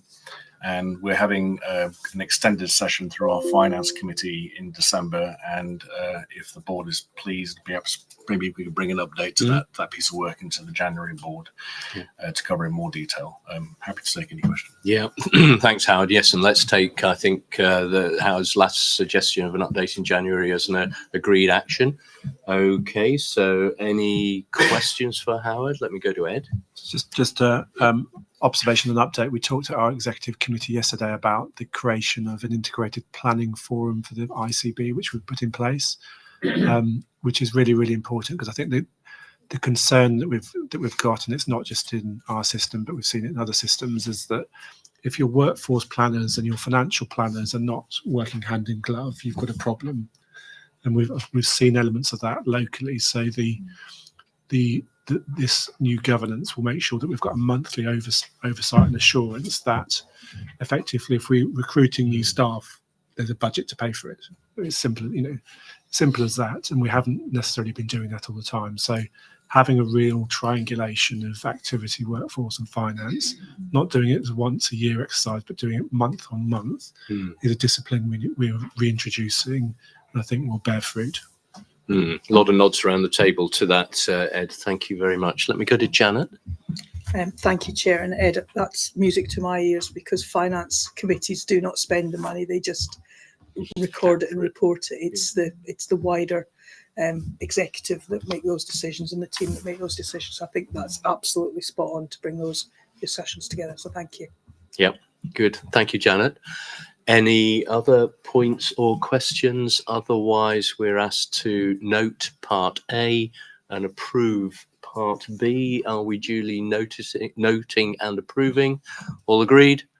Lovely. Thank you very much, everybody. Thank you, Howard. In which case, let me see if we can do one more item and then carve out a bit of time for a break, because I think that would be helpful. I'm going to go to Paul, I think, for the ICB performance report. All yours, Paul. Thank you, Chair, and I'll be mindful in terms of time. I'm going to take the report as read, but just say a couple of things, if I may, some of which have already been trailed. So you will see within the report, again, a summary of the activities through System Oversight Assurance Committee, and you will see again the activities around quarter 3 reviews. Certainly from those committees, there is nothing to escalate to the board or that have been flagged that should be escalated as such. The ICB committees continue to manage performance as they normally do, and again, there has been no formal escalation to the board at this point. However, it's already been trailed, I think, by Ed in terms of some of the challenges we currently have within the system, and those are no surprise. Cancer, urgent care and elective activity recovery are under significant pressures. And as part of the 800 million settlement, we were also asked essentially to recommit to our commitment to achieving 0-65 weeks. Now, we can't do that without accepting there was a significant impact of industrial action in terms of the cancelled missed opportunity into activity. And we have reprofiled our endpoint, which to some degree is largely still achieving what we were setting to, but there is a number of patients we think we might be short of. And again, I'm happy to share those numbers as we move forward. To be very much part of a confirmation challenge nationally. I think, Ed, you're having that pleasure later on in the week of having that conversation. In terms of urgent care, the report essentially demonstrates that we're making satisfactory progress, but I must inform the board that we've had quite a difficult October month and we are below trajectory at the moment. We have reaffirmed that trajectory is moving forward into 76%, etc., and all the key performance indicators around urgent care, and we are taking mitigation action through the urgent care committee to address some of these issues. Around cancer, if Richard were there, he would say we're much closer to our trajectory than we were previously. So again, fairly good news story on that. So I'll probably stop there, except to say that at the next report, I'm hoping that we'll be able to show to the board some of the work we've been doing on joint forward plan outcomes and how that percolate through to the performance report in terms of the longer term ambition that we have as an ICB as part of the next report. And I'll stop there. Happy to answer any question. Thank you. Paul, thank you very much. And just a quick question from me for the next report, the next ICB meeting, if my memory is correct, is on the 30th of January. Might it be possible, might the time allow us then, the timing of that allow us to have a 9-month report from a performance point of view? Might we be able to get the data to the end of December? Because that, if you don't have to answer it yes or no, but if it could, that would be helpful. I would have thought, if possible. We certainly would be able to get the validated data, and would be happy to give a commentary on the unvalidated position, if that would be helpful. That would be helpful, yes. Thank you. Ed? I mean, obviously the urgent emergency care position is very challenging, isn't it? Especially with the months ahead. And in one way, it's quite perplexing. So Shane's talked about low activity at Ipswich as an example. If we look at discharge, and this reflects the integrated arrangements that we talked about earlier, we have per day 38 fewer patients with a no criteria to reside than we did last year, and we're discharging on the day 7% more than we did last year. So the integrated discharge process is working well. The activity management, if I can use that kind of crude phrase, in the community appears to be having an impact, but the actual ED performance is deteriorating to levels that are really quite concerning. So I'm not clear how we're going to sort this out quickly, and we need to, because we are making an impact in the areas we're focusing on, but we're not delivering the results. Go on, Paul. Yeah. I would concur with all your assessment, Ed, in terms of when you look at the pictures and all the things we focus on, they seem to be paying dividend, I guess, in terms of the flow. I've had some recent and last week or so meeting each of the hospital side to look at what could be achieved in a short term, mid-December onwards. And there are some plans coming forward which should help front door performance should they come to fruition. But absolutely, the hospital themselves would probably, and Shane, you may wish to comment, will report increased acuity of patients. That may well be a factor. What I can say is we are seeing 7 days, 14 days, and for 21 days elongating slightly, and only a slight movement of those lengths of stay could make a difference in terms of the bed capacity. Really, I would look to our acute providers really to comment on that, because essentially all the external things that we are currently doing appear to paying dividend in terms of virtual wards, in terms of criteria to reside numbers, in terms of all the action we've taken as we were planning to do so. But absolutely, we are still struggling around performance. And the occupancy is high. And the occupancy remains very high, in excess of 92%, certainly. And of course, it does beg the question of what it would be like without the actions that have been taken, of course. Yeah. Sorry, Paul, did you want to come back in? Yeah, the only other point I would make, because I am working very closely, which is the hospital site, and actually, and if I take Ipswich as an example, we've got some very detailed plan which appear to be getting some fruition, and that is largely improving. I'm having the same conversation with Alison Stace, a coach, to see what we can do to support.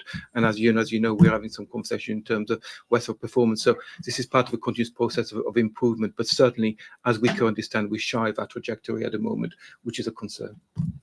Okay, noted. Did you want to add anything, Shane? I think Paul has highlighted the key variable we don't control directly, which is the complexity and acuity of the patients. I think in terms of admissions, it's notable that Colchester again is seeing significant increases, whereas Ipswich is stable, and that may reflect several interventions in our system, which is very positive, but it also reflects the difference in the population and the challenges that they face in terms of inequalities and deprivation. So there are lots of factors at play. I think we're making, as Ed says, positive impact in many of those. There is still significant strain on our system. Yeah. Noted. And Andrew? 4 matters of quality from the performance report I wanted to draw to your attention that just stand out or require a bit of definition from the normal background data. The first of these is that we remain concerned at the provision of eating disorder services in both Essex and Suffolk, and are working with both providers to improve them. The concerns are largely driven by high levels of vacancies in services in both providers, which are difficult to fill, and this reflects a national position.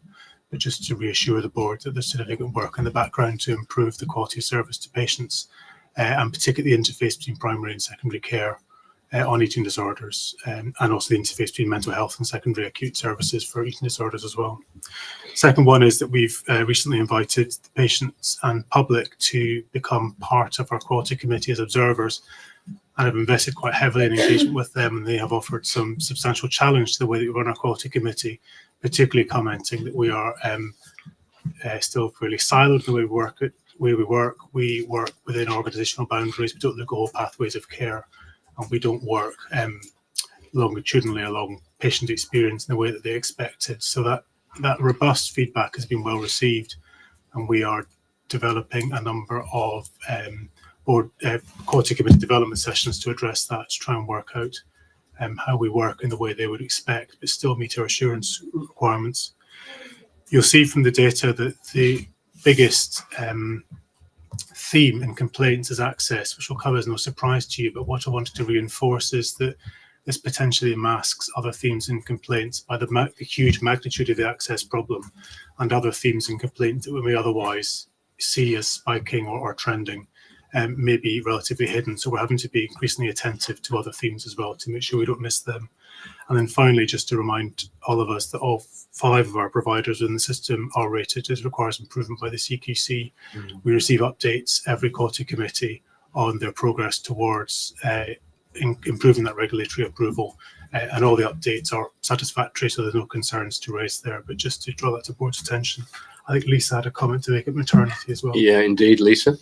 Thank you. I have some good news. Just to report, obviously to congratulate ESNEFT on their CQC inspection at Clacton Maternity Unit. They were rated as good, which is brilliant, and I'm really proud of you. But also the board will be aware that in March, Colchester Maternity Unit went into enhanced oversight arrangements following the National Risk Escalation Framework.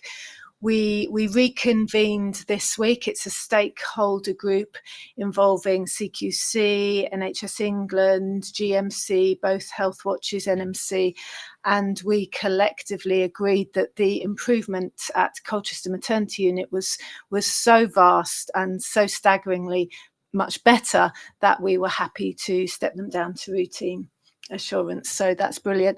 I think when you look at the root cause, it's really interesting because where Suffolk had already been through that journey, the root cause of the improvement that we've seen has been around the quality and stability of leadership in maternity services. So thank you.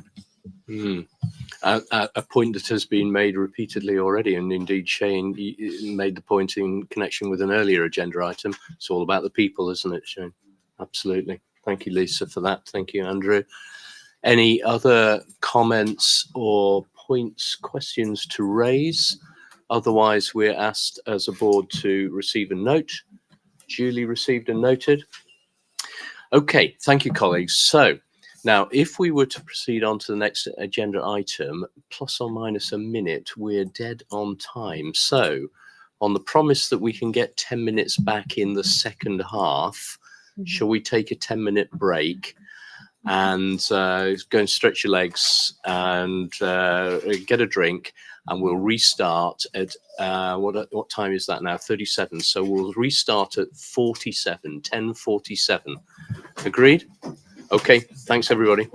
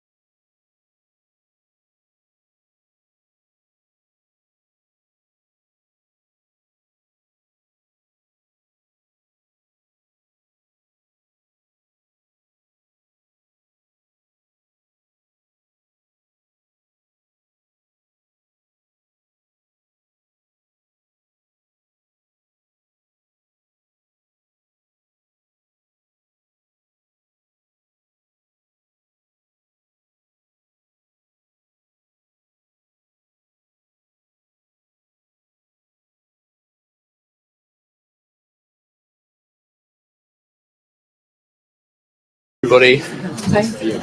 Welcome back to the board meeting. I hope the stretch of legs was useful. The coffee and so on, we're all rejuvenated and ready to claw back the 10 minutes that you've been lent out of the we've forward used out of the agenda. We're going to go straight to Amanda, who's going to seek our approval for the BAF for November 2023. So all yours, Amanda. Thank you very much, Chair. So here we have the updated BAF reflecting our risks at the end of November.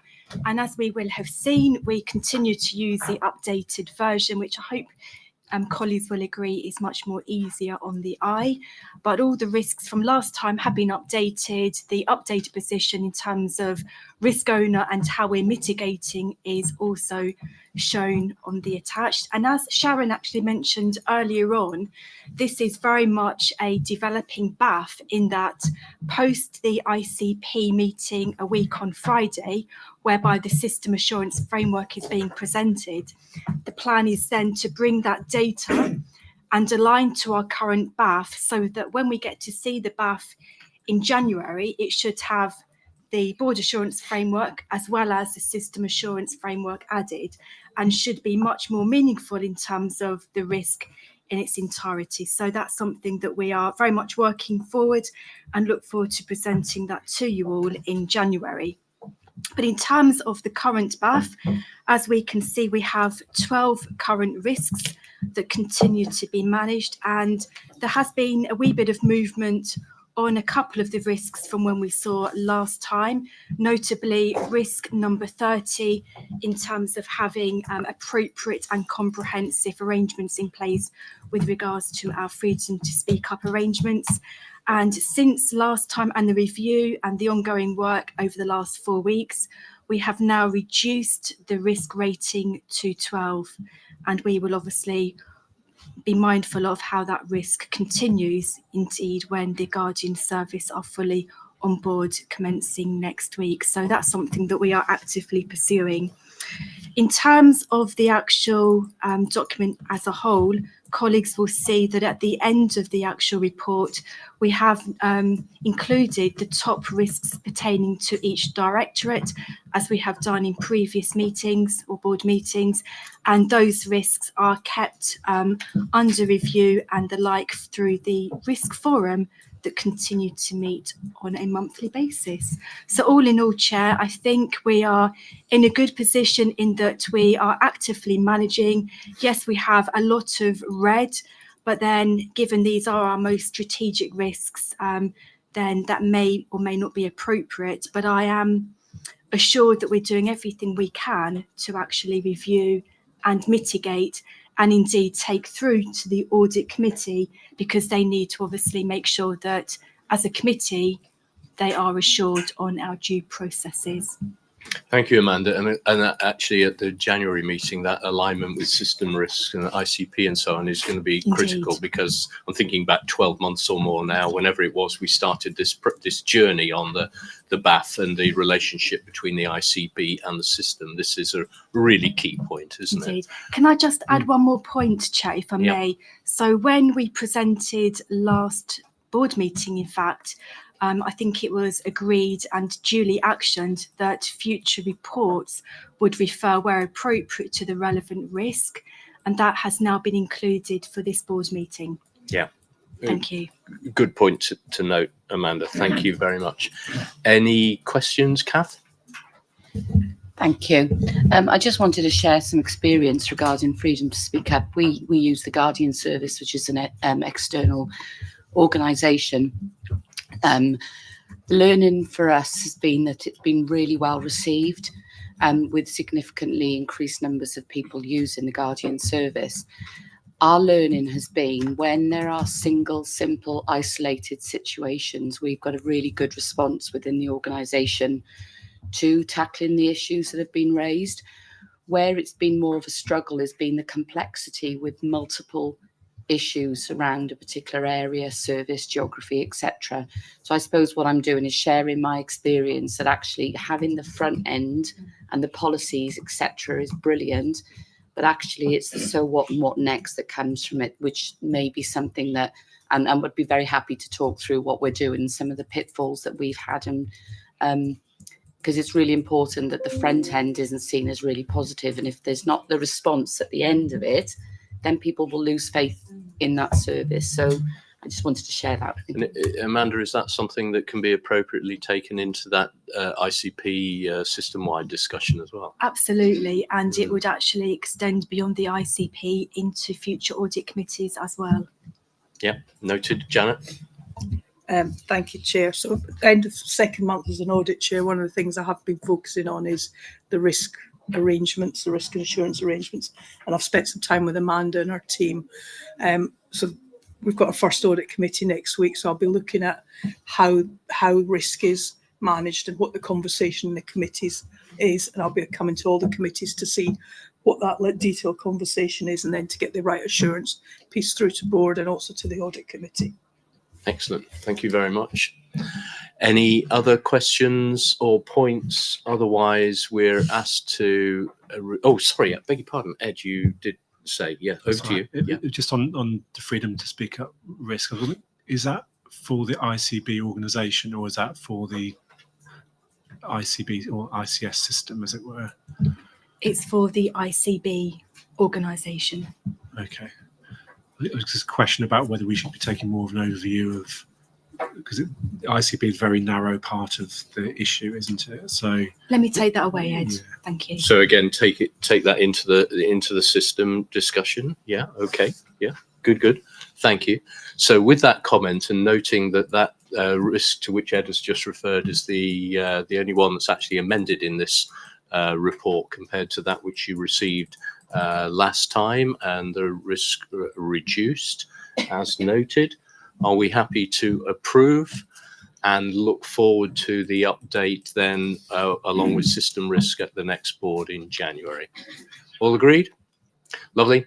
Thank you very much, everybody. In which case, moving on then to the next item 14 with Laura, the health inequalities and the HIPC update report, Laura, which you promised us for this month. So thank you very much. Thank you. This is a joint report by myself and Stuart Keeble, who is the chair of the Health Inequalities and Prevention Committee, and as you know, is the Director of Public Health for Suffolk. This is a report to note and approve around the work so far to date, as we promised to return previously. The priorities have now been agreed, as you can see within the paper, but just to highlight that we are going to be focusing on hypertension and on chronic obstructive pulmonary disease and childhood asthma as our main priorities, although we are working to address the others and working with maternity through Lisa and her team as well. We recently received a report through the Regional Health Inequalities Group around the progress that's been made in Thurrock around cardiovascular disease through their quality and outcomes framework. So we're using that learning to look to how we can do that within the SNE system. We feel this is really important to take learning from others who've already made a reduction in health inequalities and cardiovascular disease. And their approach has been to look at the pathway, making sure that people are optimally managed medically, those who aren't optimally managed, so taking a QI or quality improvement approach, I apologise for using an acronym, quality improvement approach, and then looking at how to support those who have undiagnosed hypertension. We also feel that looking at chronic obstructive pulmonary disease, especially over the winter months and going through to next year, is really important, especially because of the links between comorbidities. So we know that many people who have COPD will also have hypertension, and we feel this is an effective and efficient way. And we also know that people who live in our most deprived areas will have higher risk factors associated with both those diseases. As you can see within the pack, we've also agreed at the September committee on how the £3.9 million allocated fund to support this work will now be divided up. And this was through an interesting discussion with colleagues, and I'm very grateful to Dr. Kelso for his work he did to support in achieving the voting system that was undertaken on the day. The allocation does slightly differ from that nationally. So we haven't used the 20% most deprived areas nationally. We have actually done that through the Public Health Suffolk team analysis of those 20% most deprived places locally. And this has led to a slightly different allocation, but we feel this is a fairer way of reflecting the need within our community. So our next steps, as you can see within the report, are now moving into actually operationalising this work, and that's happening within our alliances. But where we see efficiency at working on one system, we will be using that as an approach. We have support to recruit, and there was an allocation of funding for this to have a resource to support delivery of the programme. And we're also working with our PHM team and Suffolk Public Health, who produce data packs, to make sure that we take an evidence-based approach. The allocation of funding will be supported by a subgroup of the committee to make sure that there is appropriate check and challenge around use of the funding. And we will also be supporting through that the evaluation proposals that come through. And the agreement is that proposals are all evaluated with the reports coming back within 12 months. Thank you. Lovely. Thank you. Thank you. That was very expeditious. Thank you, Laura. Any questions or points for Laura? And Laura, noting as we so often say how important health inequalities are to this board and indeed to all of us, what in terms of report back on progress and outcomes and progress on those next steps, what sort of time frame might we be looking for, would you suggest? I'd be happy to come back with the proposals that we've agreed through the operational group, so the board has awareness of what the actions will be undertaken. Happy to do that in February, would seem an appropriate time, and then possibly through the agreement of the board, recognising that their proposals being taken forward about the appropriateness of coming back around progress have been made to date on those schemes. So 3 to 4 months, thereabouts. Let me go to Shane and then I'll come to Peter and Fanwell. So Shane first. Thank you. Thanks, Laura. There's huge merit in focusing on hypertension and cardiovascular disease as a massive opportunity for health gain. So I really strongly support that. I'm just aware that there's a huge number of initiatives going on in that particular clinical area over the last couple of years through additional primary care funding, work through the AHSN that we've been part of, in initiatives that I've funded in North East Essex specifically because of the inequalities risk. How do we draw those threads together with this new initiative in the same clinical area? Thank you, Shane. I think it's a really good question. We've recently been asked by NHS England to capture through a mapping exercise exactly what's happened. I agree with you. I think there's loads of work happening and we absolutely wouldn't want to duplicate. I think the idea would be that we would identify potentially any gaps or also look to where we could add additional value through the work we're doing. So we will be asking all alliances to undertake a mapping exercise to link in also with the work that Richard Watson's team in the centre of the ICB also do. Thank you. Excellent. Thank you very much, Peter. Just want to give a bit more sort of just colour to the sort of West Suffolk experience so far, really, and just emphasising this is, as we know, a total whole system approach. So one of the things we found is that we've got quite a number of patients who the hospital has records of them having high blood pressure, but general practice don't, and vice versa. So just reconciling the two sets of records can really help with both parties of more holistic management for patients. As Shane's already referred to, general practice ultimately is right at the front line on this in terms of leading secondary prevention. So a lot of this is about how can we support general practice in identification and ongoing management. And so when a patient and family don't engage with the system, listening to them and the community, what is it that's stopping you coming forward when we're trying to support you in your management of that long-term condition. And also that we've had some really good local data packs that the team have provided for us, and it's really I suppose it's always surprising data, isn't it? It's really good to be led by the data as much as possible. So we have various theories about where we think the issues might be, but the data gives greater emphasis across that. So even across our more deprived communities, we can see between them, there are those whereas the system being more successful at providing secondary prevention than they are to others. So I think that's just helping us, and the district councils again are the front line with our relationships with those communities, and we've got they're our best route into understanding what our communities are feeling with what it's like trying to access the NHS that we're trying to bring them into. Yeah, noted. I think should we just say agreed to that, Laura? Oh, yeah, absolutely. Fanwell? Thank you, Chair.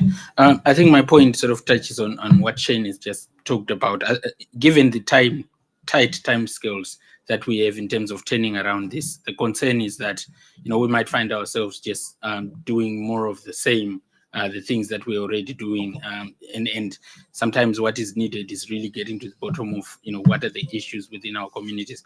So I don't know how we're going to get that balance right of actually, talking to system partners and communities at the same time.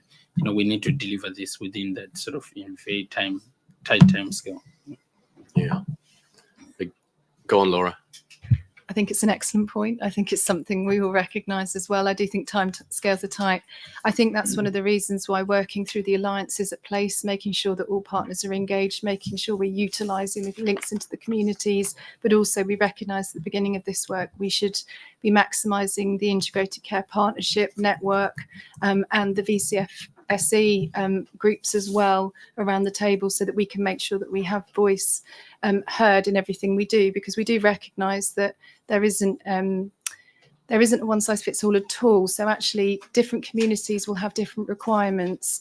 Even within our alliance areas, we shouldn't really be taking the same approach. So as an example, what I do in North East Essex with Colchester potentially won't be the same as what we do in tendering.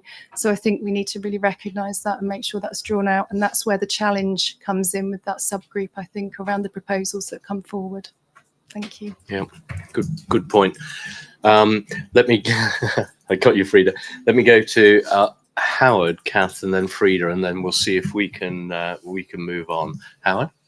Yeah, I guess first of all, it's really important that we get some proposals up and going, because it's been quite a while, hasn't it, since the funding's been announced. And I want to emphasise the importance of the fact that this is non-recurrent money, and hence making sure that whatever we put in place has measurable impact, and the importance of the evaluation, because ultimately I want to make sure that these proposals are able to compete for recurrent funding as part of the planning, because that's part of our sustainability strategy. So I just wanted to make that point, and just be great to see some firm proposals started to come forward. Thank you. So no pressure, but firm proposals noted. Thank you, Kath. Thank you. I think I was really interested in the agreed priorities, and most of those, if not all, have an interface with people with serious mental illness. And we know that people with a serious mental illness die 15 to 20 years younger, mostly of preventable, avoidable causes. So I think not necessarily for now, but I'd be really interested in how we're looking at, rather than just those groups of people that are in the bullet points, but how we overlay then those people at much greater risk within our community for other reasons, such as SMI, and just wanting to make sure that as NSFT and mental health is, are we actively participating in this work? And if not, I'd be really keen for you to shout so that we can do so, because I think we would be missing a trick not taking into account. It won't just be SMI, people with learning disabilities, autistic people. Yeah. There are other layers of complexity which all contribute to those high risk of harm. Really good points. And actually, is that something that we can ask Kath, Laura, for you to pick up outside the meeting and take forward in appropriate way, including that wider community as you know, I see Peter's not, it plays into the agenda, doesn't it? It's the intersectionality. Absolutely, yeah. Can we leave that with you as an action? Thank you very much, Frida. Yeah, thank you, Laura, for this. I think it's incredibly difficult to choose the priorities.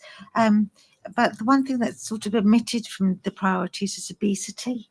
To me, that underlies so much of inequalities, and I just wonder where, because this is non-recurrent funding, and so how does this then go on and move into other realms such as mental health, such as tackling obesity? I mean, if you look at this, hypertension, cancer, COPD, even all of them, diabetes is all related to obesity in many cases.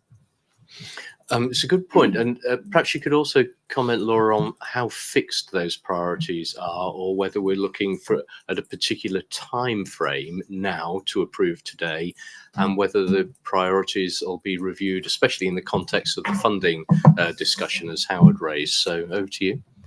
Thank you. They are relatively fixed because they relate to our joint forward plan, and they also relate to national strategy around major conditions and the drivers of poor health outcomes. The one thing that I suppose, sorry, and I haven't admitted it from this paper, is that it isn't just about the disease, it's actually about the drivers. So it absolutely comes back, as you've said, Frida, when we look at many of the elements around primary prevention, we then think around physical activity, obesity, smoking. If you take smoking as an example, it actually runs through nearly every single one of those conditions. So we're absolutely committed to making sure we're maximising addressing the risk factors as well. And we also have identified the SNE plus populations as well. So people with SMI, people with learning disabilities, rural and coastal deprivation, they're slightly different, and we recognise those in SNE as well. It may be worth us circulating the additional detail for everyone on the board so that they can see that, if that would be helpful. Let's take that as agreed, shall we, Frida, because not excluding the drivers perhaps deals with the point you're raising. Yeah, great. Okay, so with those comments and points, we're asked to receive and approve, and specifically to approve the priorities, the funding allocation, and the next steps as laid out, and also noting that Laura will come back with an update in, sounds like it'll be March, Laura, yeah? All approved? Agreed. Thank you very much, everybody. In which case, moving rapidly on to item 15, the ICB Constitution. Again, an update, please, Amanda. Thank you very much, Chair. So this is an update on our current constitution following the board discussion we had in July. So as a board, we have been working under this demise for 16 months now. And we have regularly kept our current constitution under review. In May, by way of background, we actually reviewed and indeed made a decision to increase the current number of non-executive members from 3 to 4. That was endorsed and duly supported by region, and as a result of that, we have an updated constitution reflecting that. When I presented the constitution for review in July, we had a really helpful conversation and discussion. And one of the outcomes was to really go away, provide an interim report, hence today, and focus on further opportunity for amendment. Have we got our membership right, and the like? And one of the actions I took away from July was to have a further conversation with our director for the Integrated Care Partnership. We duly had that conversation to reflect membership of this board and indeed membership of the Integrated Care Partnership. And we concluded that in terms of our actual size of board, it probably was about right, but there was further opportunity to make sure that we had appropriate membership at the ICP, because when we discussed in July, we were as a board suggesting, should we have representation from, for example, POD and HEI present. So when I discussed those issues with our director for the ICP, she rightly confirmed that actually they have a voice, HEIs and POD, around the ICP, but there needed to be further work with those organisations in making sure that they have appropriate and timely attendance as we move forward. So that, we think, has been concluded to date. In terms of the other comments that I've made reference to for perhaps comment and discussion today is around the current number of non-executives we have. So we know that we now have increased from 3 to 4, and we heard from Ed earlier that we have interviews planned in December. So we are quietly confident come the end of that process, we will have 3 new members, bringing our complement to 4. But when we were doing a bit of a benchmarking across the wider system, we have continually noticed that lots of boards are now keeping their non-executive membership under review. And we have seen a couple of systems increase their non-executive members. So that's an opportunity that we may want to discuss and comment on today. My other point that I wanted to bring to the board's attention in terms of the review was a current criteria that we have within our constitution, which refers to the live and work requirement. So at the moment, we have been very focused on saying within our constitution, any non-executive member must either live or work. We have reviewed that requirement recently, and having sought advice from Region, that is something that as a board we can locally decide and seek approval from Region to amend. So today I would like to potentially commend to the board that we review our current live and work requirement and actually remove that so we have greater flexibility as we move forward. And from initial conversations with Region, we are quietly confident that they would support that if indeed that is the desire of the board today. Another comment that I wanted to bring to our attention was, and it kind of links to our current non-executive membership establishment, and this is something that we have discussed as a board before, but really not taken it to the next level. And that is in the context of succession planning and potentially introducing one or two or even more associate non-executive member roles. And that's something that other systems are considering. And I think that's something that we should again consider as a board to help with board diversity that we have discussed previously, and indeed in terms of succession planning. So that's an opportunity if we wish to pursue. And I think, Chair, they were probably the main points I wanted to bring out from the report. We know it's to note and receive, but indeed, if we would like to increase or change the live and work criteria, we could seek approval from Region, and then when the constitution comes back to the board in January, it may be appropriate that the board endorses any further changes then. Okay. But I leave there, happy to take any questions. So there's a bit of ground laying here, isn't there, Thank in you. anticipation? Yeah. Okay. So Frida first. I have a lot of questions today. Amanda, thank you for that. My question is, when we first started the board, we went through the diversity of the board. How do we reflect now in terms of benchmark against other boards of ICBs across the country in terms of our diversity? Because we have changed. And the reason I bring this up is because I don't know if anyone's been watching the COVID inquiry, but it's actually quite interesting in terms of the fact that one thing that's come out is the lack of diversity in the actual cabinet. In the cabinet made a difference in terms of the decision making, in terms of health inequalities, in terms of delivery of care, etc., to various areas, because they lack that insight. So it's really important, I think, that we focus on board diversity. So A, where do we stand? And secondly, how are we going forward? Thank you. Sorry, Amanda, is that something you might want to report back to the board on if you haven't got that information to hand? Because I think Frida's asking for a bit of benchmarking, which I imagine isn't on the screen in front of you at the moment.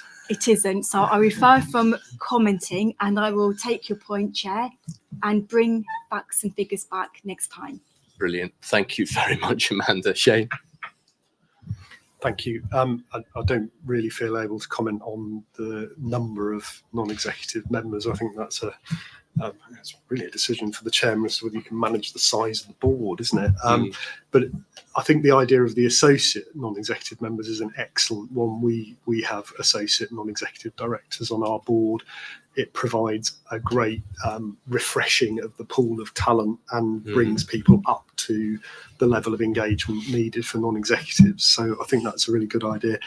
The live and work requirement, I've got some anxieties about if that was applied to potentially all non-executive members. There is a risk that we end up with no non-executive members who are living or working in our geography, which would feel like a significant disconnect from our communities. So I think we should treat that one with a bit more caution. The phrase that's often used elsewhere, and I'm not saying it's right because it's used elsewhere, but is live, work, or have a strong connection with, isn't it? Is a common phrase that I've seen used. But maybe there be some guidance from the board around a substantial number or something like that. Yeah. Oh, you agree with that? I see a lot of nods to that. And maybe on the numbers, maybe rather, just a suggestion, maybe rather than a hard 5, perhaps we could say up to 5, which then gives, if we're managing with 4 and we can cope, and I'm sure Howard would be supportive from the financial point of view as well, maybe we don't.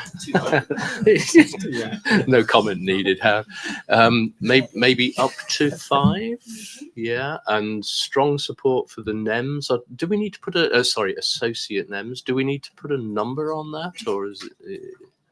We don't. It's within our gift to decide, because we know they're not voting. Indeed, and they're not paid either. These are developmental type. Good point. We would just need to manage which committees they may be linked to, and the like. And the number, yes. And have we got a big enough meeting room? Yes. And just on that point, Chair, well, in terms of the associate NEM, we would not need to seek approval because it would be outside of the current constitution. Okay, understood. Frida? In terms of associate NEMs, would it be in view to becoming a full board NEM in terms of training, and because there has to be some sort of incentive? Indeed, and we have done quite a lot of research in terms of developmental opportunities that are currently on offer from region, for example. So we would want to make sure that any associate NEM had a proper, rigorous developmental programme. Shane? Again, that made me slightly nervous. So I think it's important we don't guarantee a NEM post to associate NEMs. We still need to ensure there is a proper competitive appointment process. Yeah. It may well be a helpful training and experience opportunity, but without guarantee. They would still have to compete in the normal way for a vacancy, should such a vacancy arise. Agreed? So with those amendments and comments, what we're really asked as a board to do today is to give Amanda authority backing our support to go to region and test these hypotheses with region, and then to come back in January on the basis of that with a formal proposal. All agreed? Happy? Yep. Agreed. Lovely. Thanks very much, everybody. Thank you, Amanda. I'm going to move us on to item 16, the General Practitioner Collaborative Group. Now, are we happy to go straight to Nick? Are you going to lead off on this one, Nick? Yeah. Thank you, Chair. So this is a paper we just really wanted to get endorsement for. This group has already in existence, but it fits more nicely if the board are aware of it. But just to give a little bit of background rather than rehashing the paper. As stated in one of the earlier papers today, primary care is being a matter delegated to place, which means that primary care is represented by the 3 different alliances in terms of commissioning.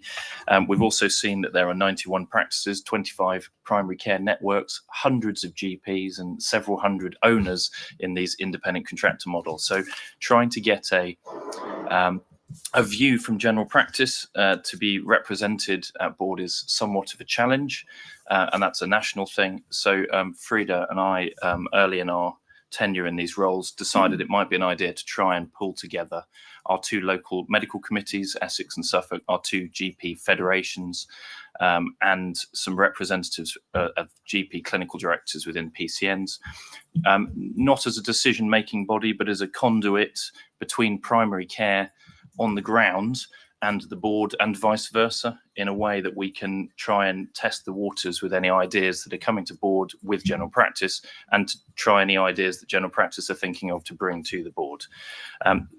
Frida then worked with Colin Boakes, the independent governance advisor, to write these terms of reference, which have been approved by the general practice group itself. But what we were looking for today is endorsement that this group exists and that is the role of it. Okay, thank you. And for endorsement of the terms of reference. Yeah, okay. Maddie? So I just want to say thank you very much. I think it's a hugely welcome group for us to be able to work with and to, as you say, discuss issues, opportunities in a single collaborative. So I think it's a great step. Thank you. Okay, very positive. Any other comments or thoughts? Otherwise, are we happy to note? Oh, sorry, Ed. Yes, just really great to see the GP community working as a system. I think a couple of years ago, it would have felt unlikely. I now hear comments like, in Suffolk, isn't Frida a great leader of general practice in Suffolk? Which I times have changed. I think I upset a lot of Suffolk GPs actually. I think you please a lot of them as well. So it's just great to see the collaboration that has developed, and it's real testament to both of your leadership. Yeah, agreed. Yeah, excellent, excellent. Are we therefore happy to receive, note, and endorse as requested? Agreed. Thank you very much. Let's then go on to declarations of interest, gifts, hospitality register, etc. Amanda, I think you're asking us to note this one. I am indeed. Thank you very much, Chair. So this is our 6-monthly report, and really there is no change from previous presentations. The only comment that I would wish to add is, since the last review, we were subject to an internal audit. We didn't get a very good rating because of our compliance. So Joe and team have been doing a lot of work behind the scenes to ensure that we have up-to-date registers duly completed. And from that rigour, I am pleased to report that we have got greater compliance, if you like, but I think that will be tested again when internal audit carry out their next review, which I want to say is within December. So it's pleasing progress. And I guess my only final comment would be to invite all board members just to make sure that their register of interest is tip-top and up-to-date. Thank you, Chair. Thank you very much. Duly noted. Content? Thank you very much. In which case, item 18, the ICB Commissioning and Contract Management Policy. Paul. Yeah, thank you, Chair. Just if I may say a few things in the interest of time. First of all, I'll take the policy as read. It is quite detailed, and I'd like to really thank all the people that have contributed to this policy. It is actually a very important policy for what is a commissioning organisation, and so to detail very clearly how we should conduct ourselves in terms of making commissioning decisions. But first of all, I'd really like to thank Vicky Sautel, who's in the room with the author of this policy, because that's taken an awful lot of work, detailed work, and quite complex work to bring all this together to best practice, which is what this policy is viewed at. And Janet, you may be pleased to know that as part of the latest external audit, this was reviewed and was a significant factor as gaining substantial compliance in terms of our approach to the process. So I think this is quite an important policy for us as an organisation.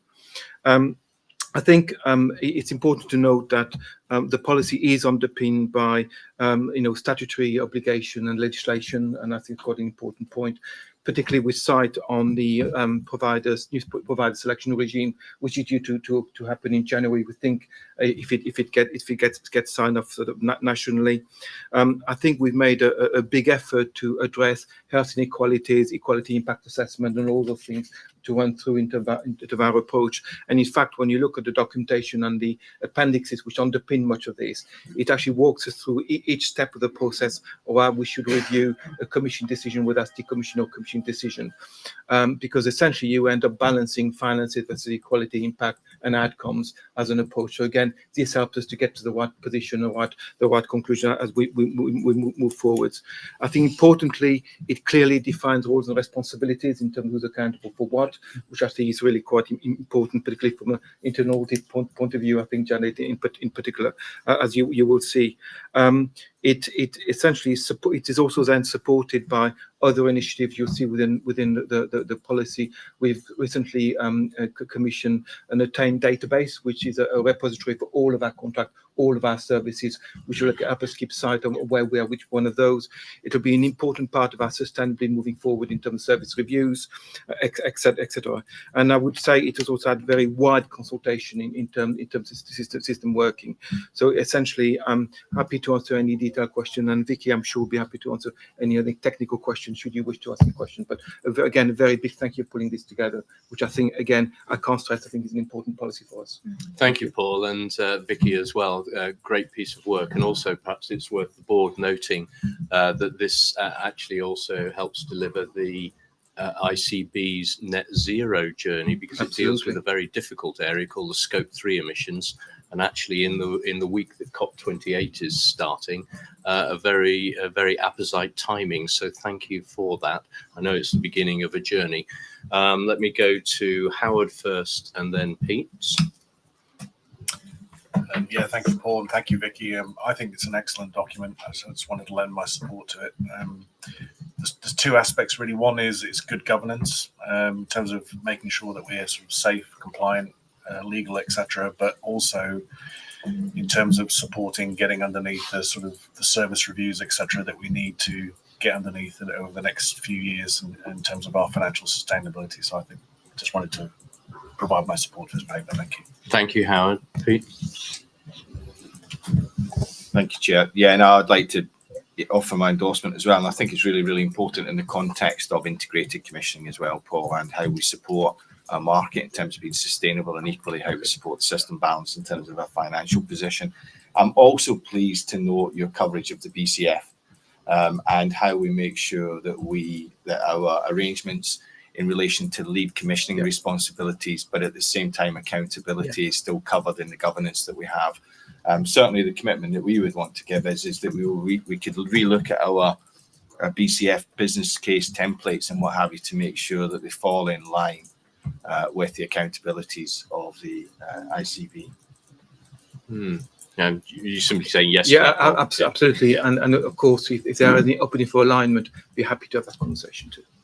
Okay, so, and I'll leave you to do that outside the meeting if need be. Ed? Yeah, I'm very fortunate to have Vicky, aren't we? I mean, she's in the audience. She's brilliant. I guess my question posed to Pete's really is, this could be shared with any ICB that find it useful. So are we going to share it? We've already had a request, Ed. Thank you. Okay, let's note that and support it and take that as an action. Happy with that, Pete? Yes. Yeah, great. Thank you very much. Any other questions or points? Otherwise, we're asked particularly to note the completion of the equality impact assessment, which was requested some time ago. And with that, to ratify the commissioning and contract management policy. All approved and ratified. Done. Thank you very much. Now, Howard, we're coming to you for the last 600 pages of the pack. It's only 400, Chair. Oh, is it 400? I'm sorry. Yes, I lost count. Howard, we're in your hands for the CCG annual reports and accounts for April to June 22, and then ultimately July to March 23, of course. All yours. Thank you, Chair. Yeah, so the pages 340 to 720 on the pack, which of course I'll take as read. So yeah. The board is actually asked to formally approve the annual report and accounts for the now demised 3 CCGs for the period April to June 2022-23. They have been supported by the ICB Audit Committee earlier this month, on the 14th of November, in fact. And as reported by our external auditors, BDO, there were no material issues to report, and they have issued an unmodified audit opinion for all 3 CCGs. All of which met their statutory financial duties for that period. So I'd like to make the board aware of an ongoing issue with the timeliness of the presentation of these accounts, which were actually due for completion in June of this year. The issues are consistently reported via audit committee as well as to our regulators, NHS, and they are solely related to the ongoing capacity issues with our auditors, BDO. They are in no way a reflection of the capability and capacity of our own ICB and governance, finance and governance teams. It's also worth noting that other systems are also experiencing these issues with DDO, and this has now been in fact escalated to the National Director of Finance. So with that in mind, and with the support of our Audit Committee Chair, I'd also like to request formal delegation from the board to our Audit Committee to enable approval of the remaining 9 months of 2022-23, which of course will be the first 9 months of the ICB. That's necessary in order for us to meet the NHSE deadline of before Christmas, needed in order for them to produce the NHS consolidated group accounts for Parliament. And finally, really, I just want to thank the ICB finance and governance teams in the production of these reports. There are a lot of pages in there, and there's a lot of work gone into the production of that. So I think we just need to acknowledge that, please. So the board is asked to approve the 3 months annual report and accounts for the demise CCGs, and also delegation for the audit committee to approve the remaining 9 months of 2022-23. Thank you. Brilliant, Howard. Thank you very much. What I propose to do is perhaps ask, well, of course, Jeff, you passed on to Janet, didn't you? But if as audit committee past chair and current chairs have got any comments, I really ought to come to Ed as well as accountable officer for any comments, and then we'll see if the board has any views. So, Jeff and Janet, any thoughts? Well, I would commend the accounts for approval. I mean, it's unfortunate it's taken so long with the audit, and we're still awaiting the audit of the ICB accounts. So, but that's been well trumpeted and explained by Howard. So I would just commend that, and also thank all the colleagues that put that together, because I know how difficult it is, even with my previous CCG days. So yeah, so thank you very much. Okay, noted. And Janet? I don't think I could add anything else to what Jeff said, but just to put on record my thanks to the teams, and it's not a reflection on the work of the ICB. Okay, thank you. And Ed, as accountable officer? Just echo the thanks and acknowledgement of the hard work. So, yeah, thank you. Okay, so board members, any comments or thoughts? Fanwell? Thank you, Chair. And I just wanted to check on the point of the timely production of this, and Howard, you mentioned BDO and some of the challenges. I mean, obviously moving forwards we'll be reflecting on some of that, but is this something that is peculiar to that specific organization, or it's right across the sort of audit world, is it? It is peculiar to that organisation. This will be the last set of accounts they do for us, by the way. Noted. Okay, colleagues, we're asked to approve the annual reports and accounts of the 3 now demised CCGs for the period April to June 22. Are they approved? Approved, agreed.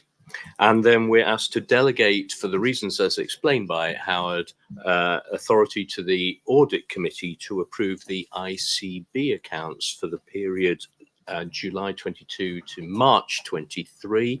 And presumably, Howard will then receive those accounts at a future board and endorse in January and endorse the audit committee's approval. So we're delegating to the audit committee for the practical reasons as explained.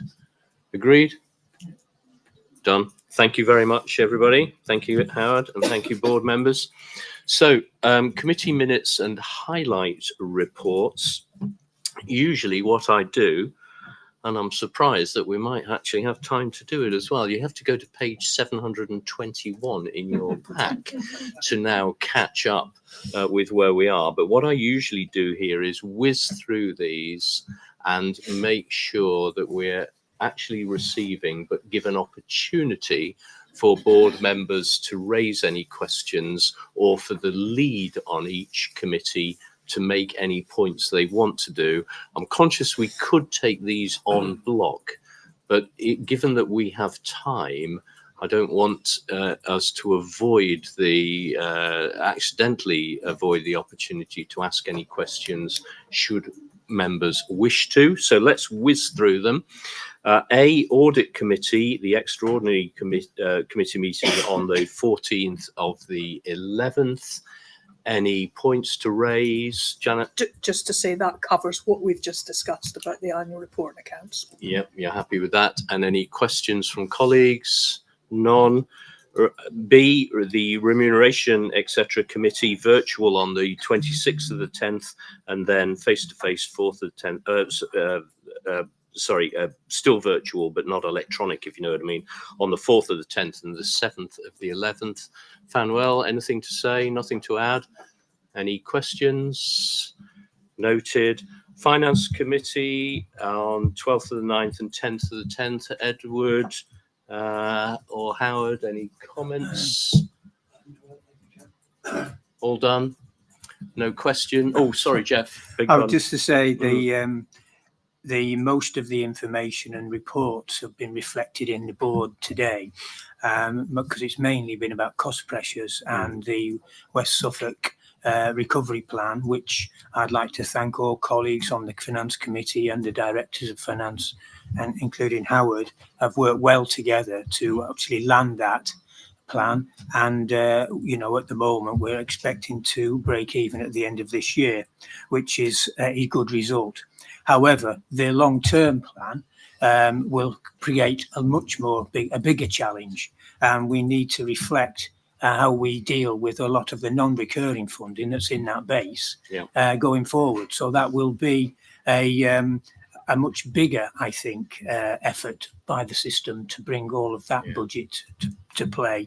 And we are looking at a 10-year plan, because clearly it's got to take into account the new hospital and the cost pressures that might bring in the context of the financial envelope we will have to work with. So, but otherwise, I just thank everybody for their efforts. So thank you. Yeah, it's a good point about the sustainability issue, something that we've touched on already and will no doubt deal with again many times. So any questions for Jeff or Howard on that issue particularly, or indeed any other?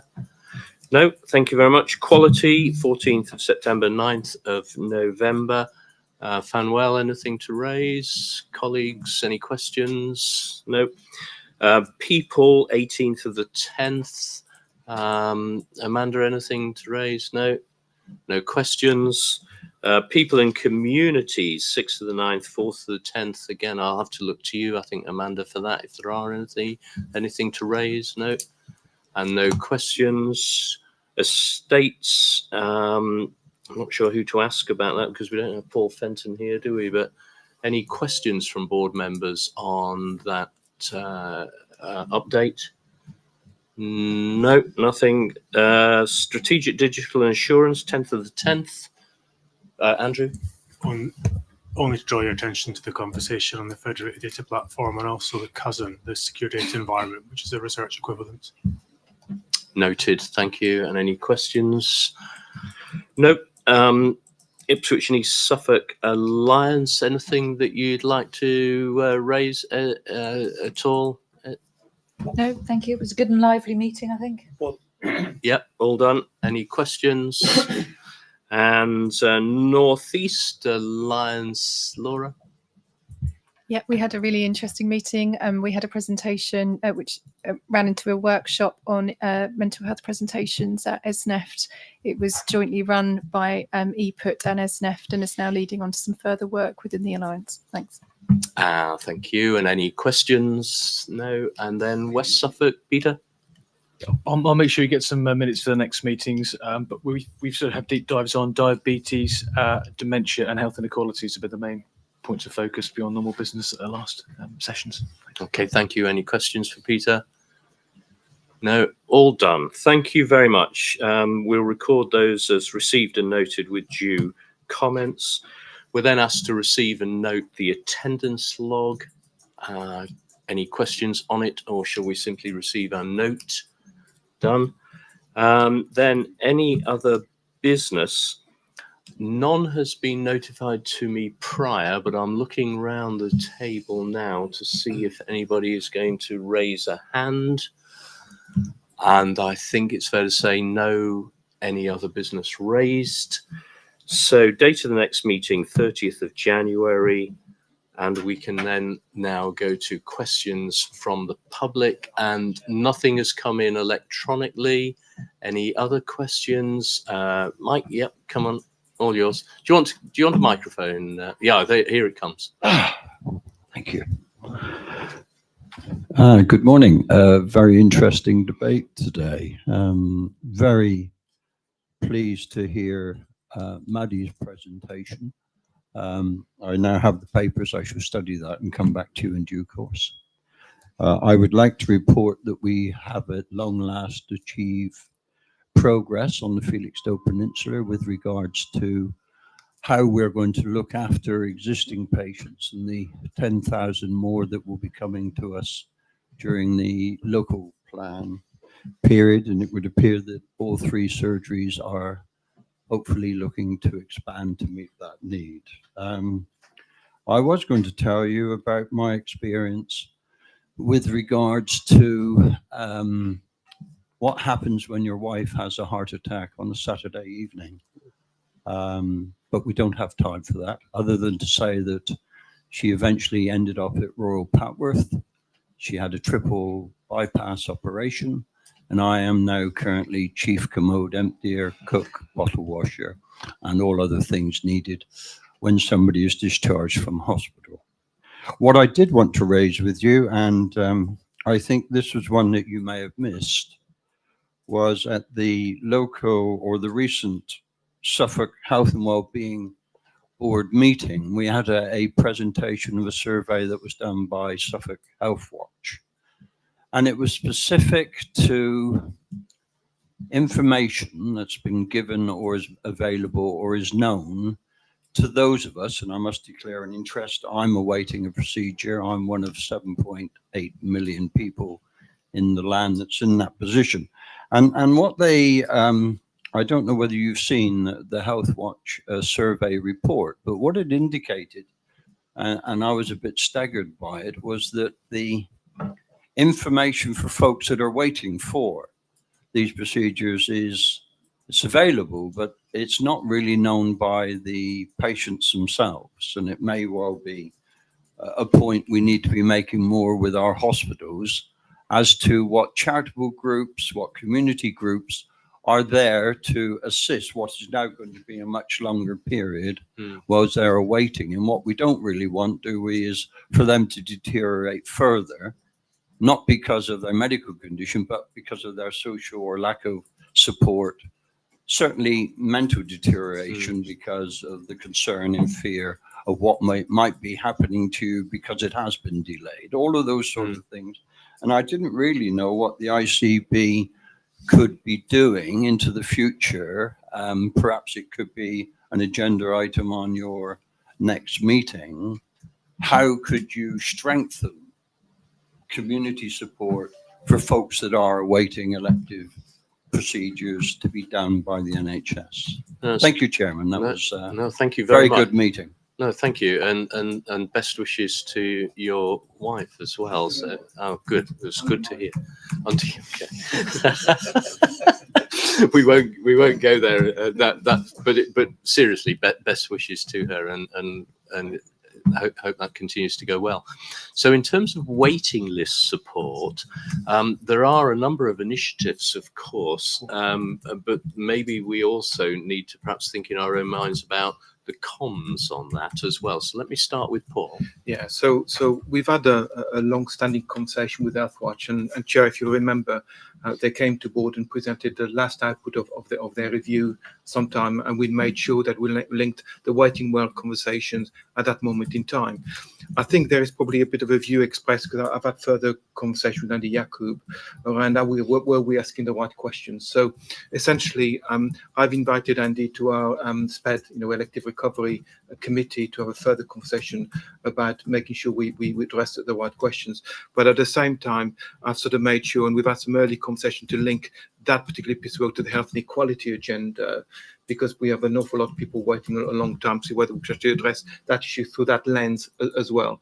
So again, we will carry on working closely with Andy Yakub and team to try and address the issues jointly, but we look forward to the output of that report. Thank you. Okay, and Paul, would it be appropriate also to take an action to perhaps dialogue with Simon Morgan around comms out, because in the end, if we've got a service but the public don't know about it, which is the point that's being made, so let's look at that as well.